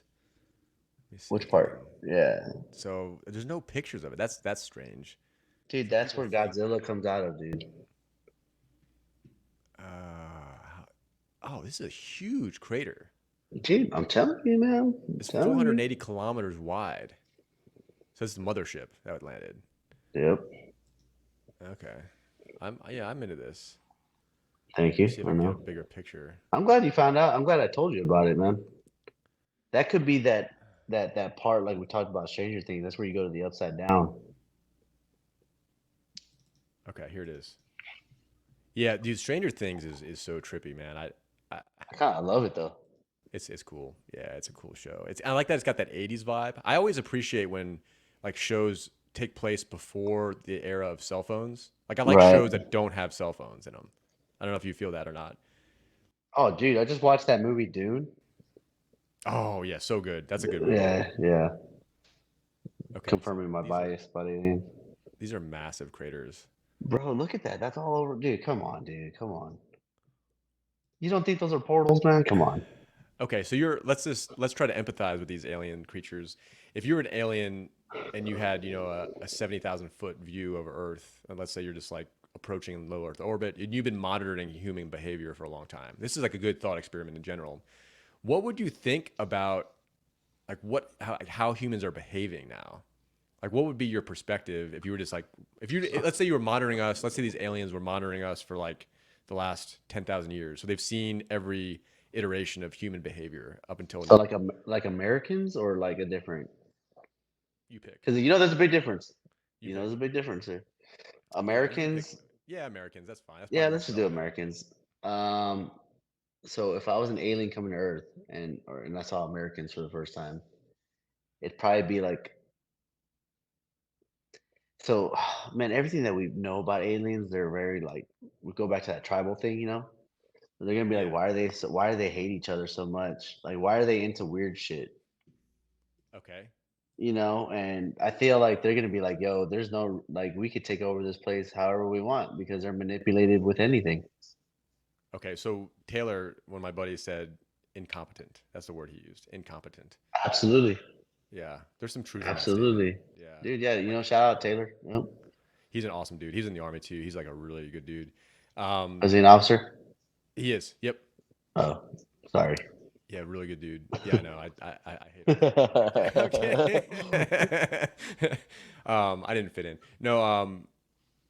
So incompetent. That's actually a good description because if you so the world that you and I are from, like with Right? this military training, medical training, like you and I could, I feel pretty confident. Like you could drop me and Jeremy off in pretty much anywhere on the planet, and like with the right gear, we would figure it out. We would figure it out. Yeah, Like absolutely. you and I have the right training and the right life experience to like probably be okay or probably fare better than 99% of the population out there. So Yeah. let's just take the average American who has only experienced this comfortable, climate controlled life. You know, how would they fare if you were to drop them off somewhere randomly Dude, they would die. with all the right equipment, with all the right equipment too? They would die. I mean, you think about just look at the damn the cell phone thing. They probably lost their mind about that cell phone thing. So why like Yeah, these yeah, people I mean, most people I would say most so I'm in the millennial generation. Well, you are too, but yeah, you were born in the 80s, right? yeah. Hmm. Okay, so like I would say everybody born in the okay, so late 90s into 2000s, they ain't making it. So you think there's just a cutoff? Like if you were born in the Dude, era of cell phone, like you're just not gonna make it. no. Yeah, You're mentally or gonna physically, like or just mentally. No, mentally. Yeah. mentally. Have you ever You been know, camping by yourself? yeah, it sucks. Okay, okay. I'm glad you said Well, that. I'm glad you said that. I feel the same it, way. yeah, I mean, yeah, it does suck. It's because it's not that it's boring. It's because okay, so I have my really best friend. We go hunting together, and he's like, "Dude, I hate hunting by myself. I need to be out there with my friends and stuff." And I'm like, I actually kind of enjoy it because it's peaceful and quiet. But I understand where he's coming from I don't because mind hunting by myself. Yeah, I don't mind hunting by yeah, myself. it's But just you got a goal. yeah, yeah. But Yeah, camping, did I ever tell you about the story? I tried camping by myself one time in my life. Did I ever tell you the story? but So I was like I had just graduated from Penn State and I had like a couple weeks to kill before I had to go to my first duty assignment and like start the active duty clock in the army. And I had this little motorcycle that I was so proud of. It was a Suzuki uh, DRZ 400S. I'll throw up a picture of it because most people aren't like motorcycle nerds like I am. Um, but it's basically a dual sport motorcycle that's liquid cooled, and it's meant to take on like mild gravel trails. Let me see if I can find. Let's do a black one. That's close enough. Uh, Let me share it real quick. I'm terrible at this. I don't know. You're pretty good at putting the picture up. It's pretty cool. Dude, this I was software wondering how sucks. you were doing it. I was like, how the hell did you do I it, don't. dude? Yeah. Okay. So here's the motorcycle. So I packed up this little motorcycle and I had a rucksack. I think I had like an old external frame rucksack. It was like a JanSport All right, rucksack. So I put that all on my right, back. I strapped some supplies to the back of this motorcycle right here. right. And I was like, all right, I was like, dude, I had like 3 days to kill before I had to like start packing up my college apartment and then, drive to the West Coast. Yeah, I had to drive out to the West Coast for my first assignment. I was like, I'm gonna take one more motorcycle trip before I stash this motorcycle in my parents' garage. I won't be able to take it with me to my first assignment. And I was like, it would be so cool to do like, as I'd seen on TV, like these people that do these round the world trips on these motorcycles.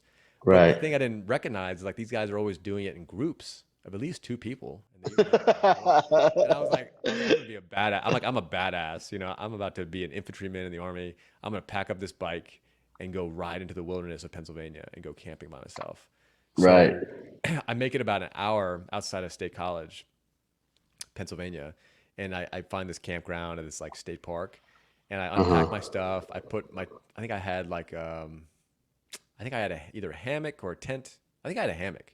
I put my tarp down. I put the mosquito net over the hammock. And I'm like, okay, cool. It's getting dark. And then I go to lay down and try to go to sleep. I'm like, this sucks, man. Like, this is so bad. This sucks. So I'm not doing this. This is a stupid idea. Like, I didn't even make it an hour from my apartment, and I This place packed is a up. turn around, I dude. was like, yeah, I turned around and like I saw everyone else camp. There were some other campers, but they all, were either couples or a group of friends. I'm like, this is so lonely. Like this is so lonely. And so I turned around. I drove back to my college apartment in downtown State College, and I was like, "F this, dude! Like, I'm just gonna go meet up with some friends at the bar and hang out." So that's what I did. That sounds Not better a to very good me, man. story. Yeah. No, that's a great story, dude. Okay. Hey, man. You're like, you know what, dude? Camping sucks. You weren't even drinking beer, man.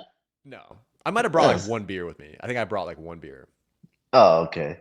maybe, Yeah, maybe. I I think don't the know. bar. I think the bar was a better spot. Yeah. Oh, I had way more fun. I was like this. Yeah. Like it was the sun was starting to set, and like it was probably like 8 or 9 o'clock, and I only made it an hour, which wasn't very far, because I got a late start, and I was like, this kind of sucks, man. This is dumb, dude. I had to pull the ripcord and be like, So, all right, I'm out of here, dude. what'd I'm you do taking with the bike, shots. dude? So the bike I sold in El Paso. So the That's bike a good didn't make spot it to out. sell it. Yeah, yeah, oh yeah. Some dude was super grateful to get it. Yeah, I've had several motorcycles since then, but I'm like out of the motorcycle game.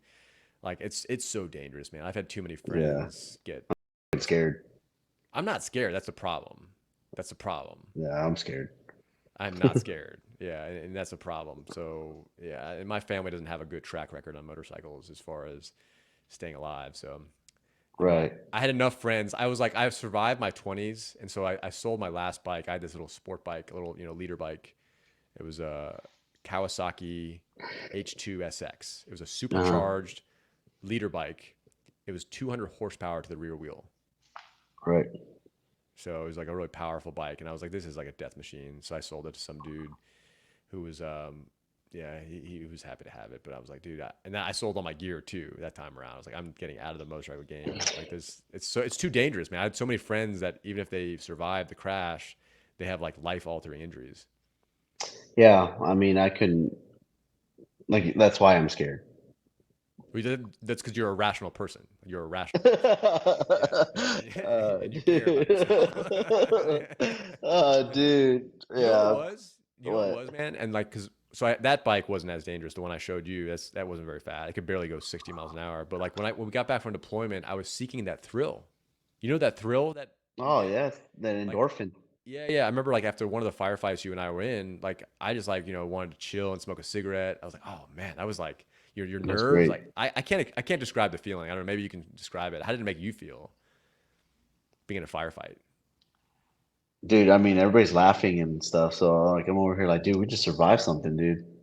I always explain people as the greatest high you'll ever have. Um, I never really done any hardcore drugs, so I think that's a bad comparison. But I mean, it get your blood pumping, man. It's like having sex, dude. You know? Yeah, that's kind of what I was thinking. I was because that's kind of the analogy of like smoke a cigarette after the firefight. I was kind of like that. That was a way. You weren't a tobacco user, really. Did you just dip? Nah. No, you didn't really. Yeah, I tried a little bit, but I couldn't get Yeah. into it, man. It's not my thing. No, good, good. I mean, like, dude, how many people do you know from the military that just have like lifelong nicotine addictions that you cannot kick? Myself Yeah. included. Like, I fall back into it where, if I have a weak moment and I'm at a 7-Eleven, I'm like, oh man, like, dude, some nicotine sounds really good right now. Yeah, but what is it about nicotine? You're like, So a cigarette after a firefight feels really good. That's I the wonder best what cigarette I've I ever wonder had. what I wonder what it feels like. It's that's like the best cigarette you'll ever have from my perspective. Yeah, my first cigarette ever was with Neil, and it wasn't in Afghanistan. It was back in El Paso, Oh, and okay. Were you and guys out and then drinking we or something? no, we were just hanging out at his apartment, Oh, and okay. Yeah. I'm like, this is weird. I'm like, I don't know, I'm not into it. Good. Good. No, So it was a it's not Marlboro good. Red. I was like, nah, I'm not into it, Dude, dude. he smoked the cowboy killers, man. Yeah, he smoked a lot though. Remember how much he used to smoke? He used to smoke a lot. Oh, dude, people we used to smoke together. I mean, we were in the same vehicle. We'd be lighting up cigarettes like it was our job. Like cigarettes, I'd be dipping And caffeine drinking Rip pills. It. Rippets. Oh my god. Oh my god. Yeah, Rippets for sure. Yeah, that's such a weird drink, dude. Yeah, it's not that And now good. it's so mainstream now too, you know? I know when you see them in like the seven. When I see them in the 7-Elevens by my house, I'm like, I don't even want to look at them. I'm like, nah, that's just such a weird drink. You know? Yeah. I'm not even into energy drinks. I'm into coffee like a mother, You drink but a lot of coffee. I drink a lot of coffee. I don't know why. I don't drink sugar or cream in my coffee. I'm a black coffee drinker. Hmm. I don't know. I don't even drink it for the caffeine. I drink it. I just like the taste of it, honestly. I do But too. it's not like I buy some cheap ass coffee though. I always buy like some. Black Rifle coffee. Nope. Hell no. I'm drinking. What am I drinking right now? Oh, Maple Biscuit Street Company coffee. It's fucking amazing. Oh, that sounds It's like bougie. $16. It's like $16 a bag. Oh, you have that bougie gourmet shit. Yeah, that's great though, man. Like, it tastes so good. Tastes I so love good. that scene from Pulp Fiction where he like I think was it Samuel L. Jackson and who's the other character? You Wow, talking about John Travolta? John Travolta. Thank you. Oh my Oh, gosh. dude. Oh, thank you. Yes, yes. John Travolta. Where like they go over to that guy's house and like he makes him a cup of coffee. He's like, oh, how you gonna hit me with that gourmet shit?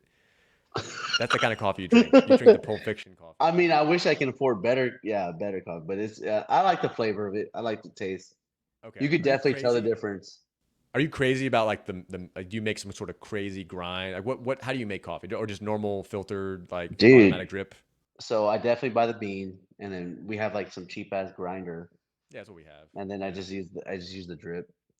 Yep. I've never even French pressed anything before, so I don't really know how to do it or anything like that. But nah, man, it definitely makes a difference. And if you don't think so, I think you should try it. Not you personally, but people in general. Expensive coffee does taste different. It does. There's no doubt. I and getting the whole beans like getting like fresh roasted whole beans that makes a huge difference. The grind thing, I got this buddy who just bought that's like $3,000 grinder. $3,000 grinder. Okay, I didn't show you this, dude. This is nuts. Dude, let me go This pull up my $12 Walmart grinder over That's here. what I Let me just have. I have a $12 Walmart job. you push the lid down and it grinds? Yeah. Yeah, that's what I got No, too. mine has it's a button. But yeah, yeah, Yeah, it's black it's button, a right? yeah, yeah. Yeah, It's that a thing Mr. works great. Coffee. It's fine. It's fine. Yeah. This let me I, show you this coffee I'm not grinder. It's like judging your friend. All right. I am. I am. I'm not gonna call him out because he hasn't been on the podcast. Here it is. Yep. I might have. Let me see here. He said it makes a difference.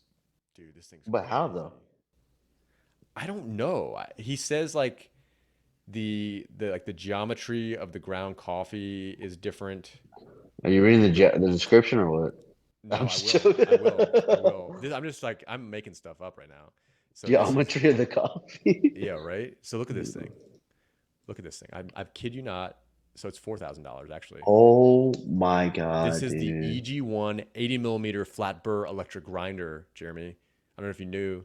About to school you up on coffee. From espresso to pour over coffee preparation, the EG1 is Weber Workshop's 80 millimeter premier flat burr. It's a flat burr grinder. I don't know what that means I don't know for what that means specialty either. coffee. Yeah, he was like, dude, you should get one of these. I'm like, are you insane? I mean, you can almost buy a car with this, like maybe a used He car. should do a review on it, dude. And then I want to we try. just Go ahead. he should definitely do a review on it and be like, oh yeah, it's worth it or not, you know? I'm pretty sure Was this is it? the coffee maker they used on the space station. I mean, this Oh is wild, shit. right? This is pretty cool looking. I'm not gonna lie. When he showed me a picture of it on Instagram. Like he sent me a video of him making coffee, and he's really into it, dude. I think, yeah, I don't know. Should I buy one? Not add to No, cart. No, no, no. $4,000? Hell no, dude.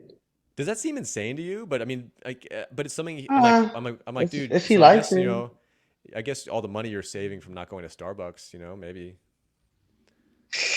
right? If you, what do they say? You can become a millionaire if you don't go to Starbucks. is that what they say? If you make coffee at home. I'm not a millionaire yet, and all I do is drink coffee at home. Something's going Yeah, wrong. yeah. I Dude, just this like thing is crazy. it's crazy, dude. It looks like This a looks like something out telescope. of it. Yeah, maybe it is. Maybe it doubles as a telescope. But I want to know, like, I mean, I you're can't into wait. coffee. I can't wait for that podcast to be like, dude, why? So let's see what. So okay, this tells you the benefits. Let's see if I can pull this up. So it's a flat burr disc grinder. Oh, okay. So which is better, flat or conical? There's no concrete answer. They don't even know what they're doing. There's no right answer. But look, dude, look at the accessories. The accessories are 250. Yeah, Look at this. yeah. I mean, they Hey, have different like. This is crazy. yeah, I'm following along over here on my phone. Oh, you This okay? thing, Yeah, is, yeah. I see. yeah, this thing is out of control, dude. I mean, these are like turbine blades. Yeah, Like the accessories are 350. You could buy a lot of yeah, man. coffee for I don't know if 350. I don't know if I, yeah, dude. Uh, Isn't this wild? I didn't. I was not aware of this market. You're telling me, man. I'm over here like that. You're over here calling me bougie coffee, and that's real bougie coffee. That's what, It's dude. weird. That's as much as that lever action gun I bought, dude. And that thing's gonna depreciate in value as soon as he uses it. God damn. I'm not judging though. If it makes him happy, it makes him happy. I do want to try the coffee though. I do too. I would Yeah, absolutely be like, you know what? But I I bet it's feel like you good. gotta give him $20 for it. I bet it's good. I bet you gotta give him $20 for it though. Yeah, I'm you gonna, definitely can't but be like putting some Folgers crap or some Black Rifle stuff in there. You got to be buying some bougie coffee if you're gonna put it in that grinder. yeah, I don't know where the hell coffee you would get that from though, man. Have you heard of this coffee that's like digested through a cow's gut and then they pull it out of the feces? Oh, that's monkey poop or cow poop. No, that You was guys heard like of you talking about goat poop. goat? Is it goat poop? That's how they originally founded coffee, right? Off something like that. I don't know, That's but the there's story of it. so you're putting the goat poop coffee through the $4,000 grinder, and then that's got to go into a what, a $10,000 espresso machine at least, right? Probably, absolutely, dude. I I mean, if think it's the grinder is usually the least expensive portion of the whole setup, right? I'm talking for myself. Like the grinder was the right. cheapest part of my setup. Yeah, I think mine too. And dude, I bought some.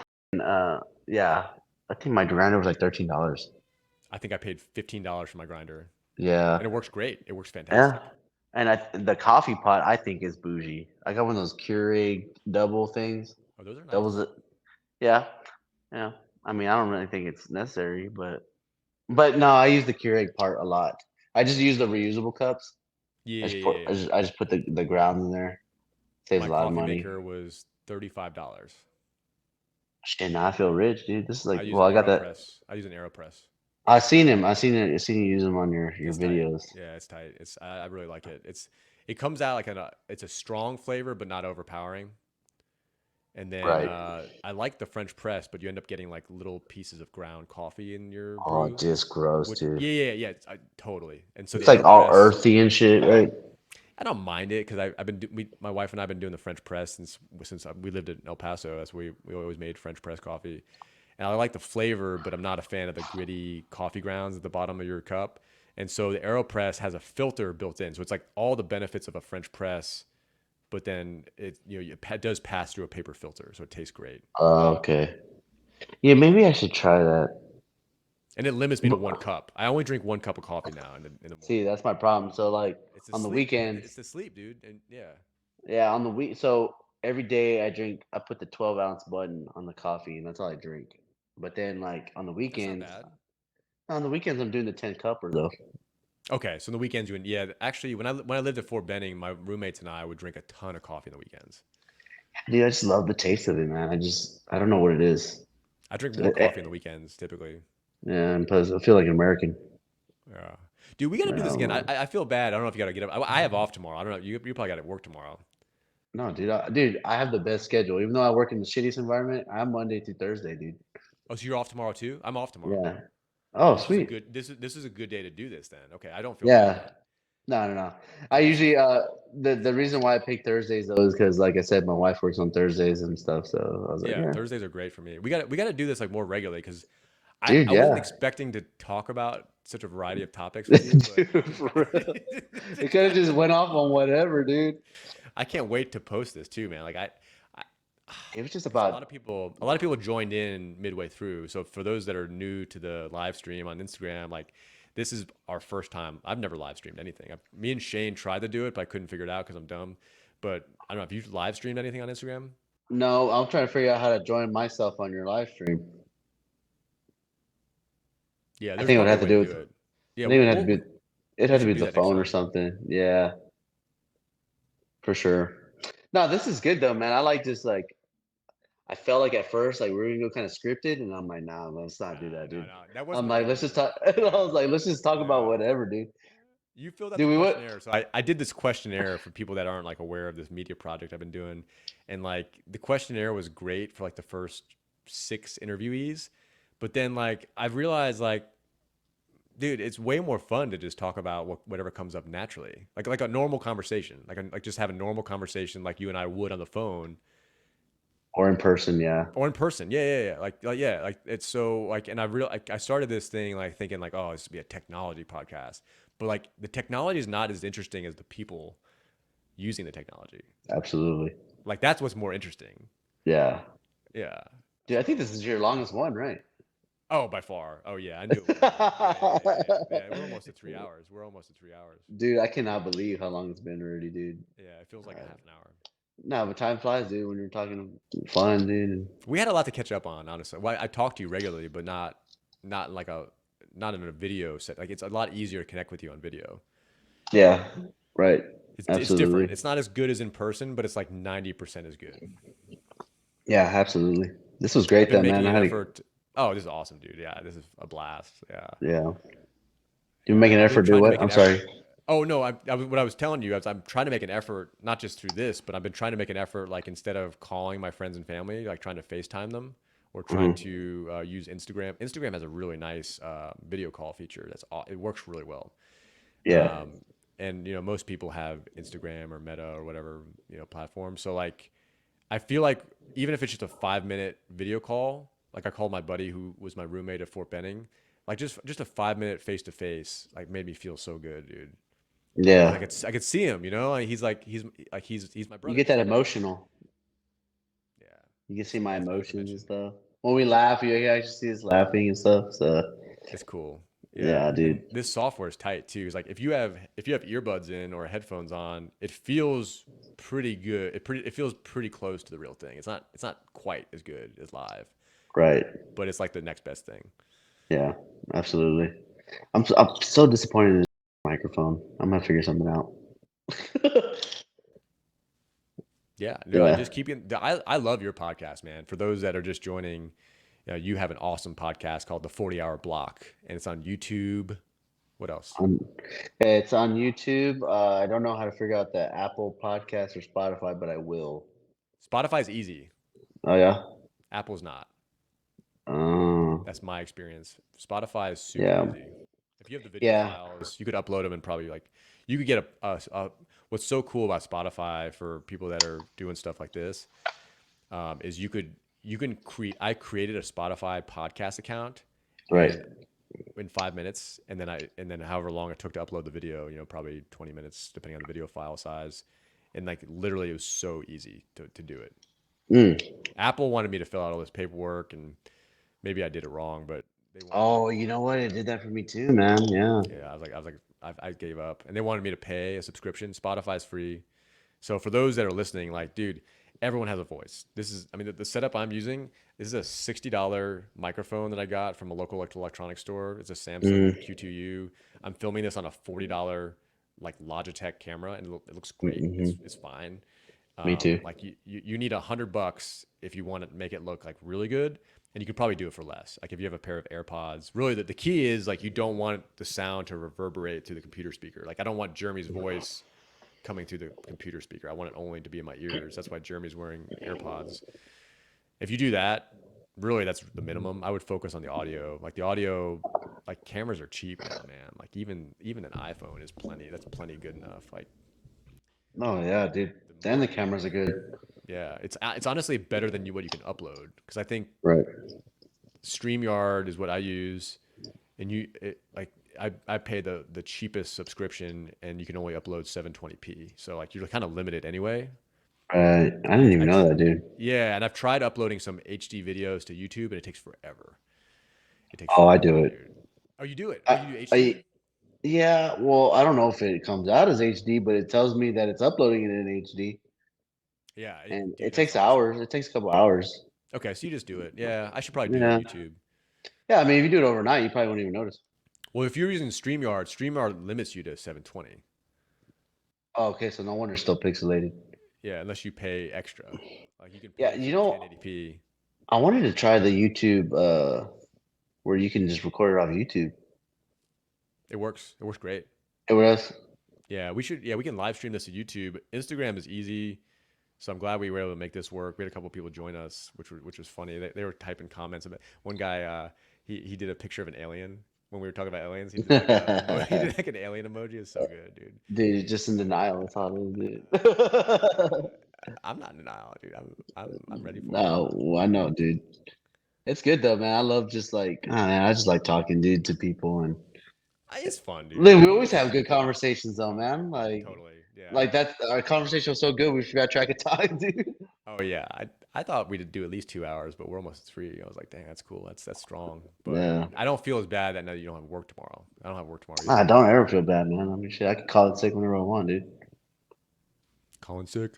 Nah, I can call off tomorrow, so save my leave, you know. So One of the things so the thing I want to end on is one of the things that I loved about what you said earlier in the podcast is that don't take yourself so seriously, right? nope, I'm talking right, in generality. I'm not. That's not directed to you because you've already done this, but like it's not like what we're doing now is not really life or death. Typically, like we're not being shot at, like we're not being mortared or IED. And I had one of my colleagues had to pull me aside when I got out of the military. He's like, Jack, you need to stop stressing about this. Like it's not life or death. I'm like, you know what? You're right. Life's good. I try to think about things I'm grateful for every morning now instead of focusing on the things I don't have. Focus on the things I right, do have, and it's a lot more than other people have. Right? absolutely, Like we got we won the lottery by being born in this country, man. dude. Yeah, That's how I feel. I don't know. yeah. No, I definitely think that don't take life so seriously, man, and We don't don't be matter that so much. yeah, don't be so hard on yourself too, man. Amen. Amen. What I mean, what like okay, so you didn't make $50,000 by 30 years old. Who cares, dude? Nobody cares. Yeah, nobody cares, dude. Nobody cares, dude. Yeah. Do you know what they care about if you're an asshole? They do care about that. Yeah, just don't be one. Right? Yep. Just be cool, be nice to people. Everything's gonna be all right, man. Everything's gonna Guess be what? fine, dude. The damn power is still gonna turn on tomorrow. Hopefully. The sun's gonna come Hopefully. out. Let's put it that way. The sun's gonna come out. So No, I'm with you, man. I think people are so hard on themselves, and it's really not productive to yourself or the people that love you to engage in that type of self harm and self violence. right. To be really hard on Absolutely. yourself. And I told my buddy, I told my good friend, I'm like, dude, you're being really hard on yourself, man. Like, you wouldn't treat your best friend like this. Don't treat yourself like this. You know? Dude, that's right, man. That's a good way to put it too. It's Yeah. a damn good way to put it. Yeah. You're a Yeah. positive, like life force. You're like an exothermic force on this planet, Jeremy. Like you're like a net benefit to this planet, and that's what I strive to be. I try to be a net positive on the planet. Mhm. That's all you can do. Yeah. I think that people need to, even if I think honestly, you probably listen to people that don't even know you more.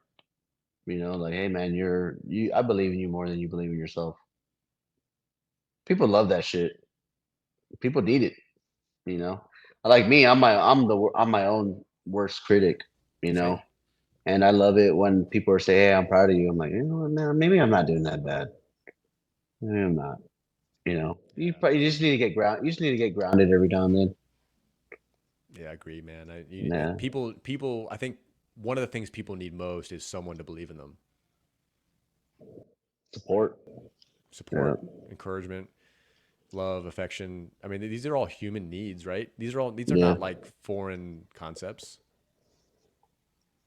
So No, no, I think that, but we're losing him though, right? Because like it's kind of like how like you have your wife, I have mine, and that's the if you just have that bare minimum, somebody that loves and cares for you, supports you, you're gonna be all right, man. You're gonna be all right. hell You're gonna yeah, be all right. hell yeah, So yeah, yeah. No, I firmly believe in what you just said. I think, and I take it upon myself to make her life better. You know, my mission in life is to make my kids' lives and my wife's life as good as possible. And I didn't used to be like that. I was kind of an asshole, before, and was dealing with a lot of these demons that we've talked about earlier. And I changed my perspective. I'm like, I need to counterbalance those actions that I used to engage in with positive ones. I think I can. You have an opportunity this weekend and next week. You'll have dozens and dozens of interactions with not only the people in your household, but strangers or maybe colleagues. And you have a choice to make. You can either encourage, love, support, lift them up, or not. You have a choice. You'll have dozens of opportunities to make someone's life better, even if it's just an interaction with the dry cleaning place, no, or a server at a restaurant. You have an opportunity to lift that person up, and don't waste that opportunity, man. dude, yeah, that's good stuff right there, dude. That is damn good stuff right there. You can make someone's day, dude, and you don't even know it. You're gonna make someone's day. And it's free. Yeah, absolutely, man. That's good shit. It's a good way to end it. Yeah, Good let's way to do this end it, again. dude. Yeah, this is fun, man. Absolutely, dude. Yeah, yeah. Yeah, We'll dude, do I it again. love just talking about bullshit, dude. Yeah, that's great. I love it, dude. I love it. I love it. So, Well, but thanks yeah, everyone that dude. joined. Oh, dude, John Paris is going to come on the podcast too. Oh, sweet, dude. Good guy. Great dude. Great. Oh, Great dude. phenomenal dude. Yeah, I can't wait to Yeah, interview him, man. He's an awesome guy. yeah. He's probably got a lot of stuff, dude. Good dude, though. Good human being. Yep, no Yeah. doubt. So, Dude, I'll talk to you soon. Well, all right, probably brother. really soon. Yeah, I'll talk to you later. Thanks for See you, having man. me on. Oh, anytime. Come back. Yeah. Or I'll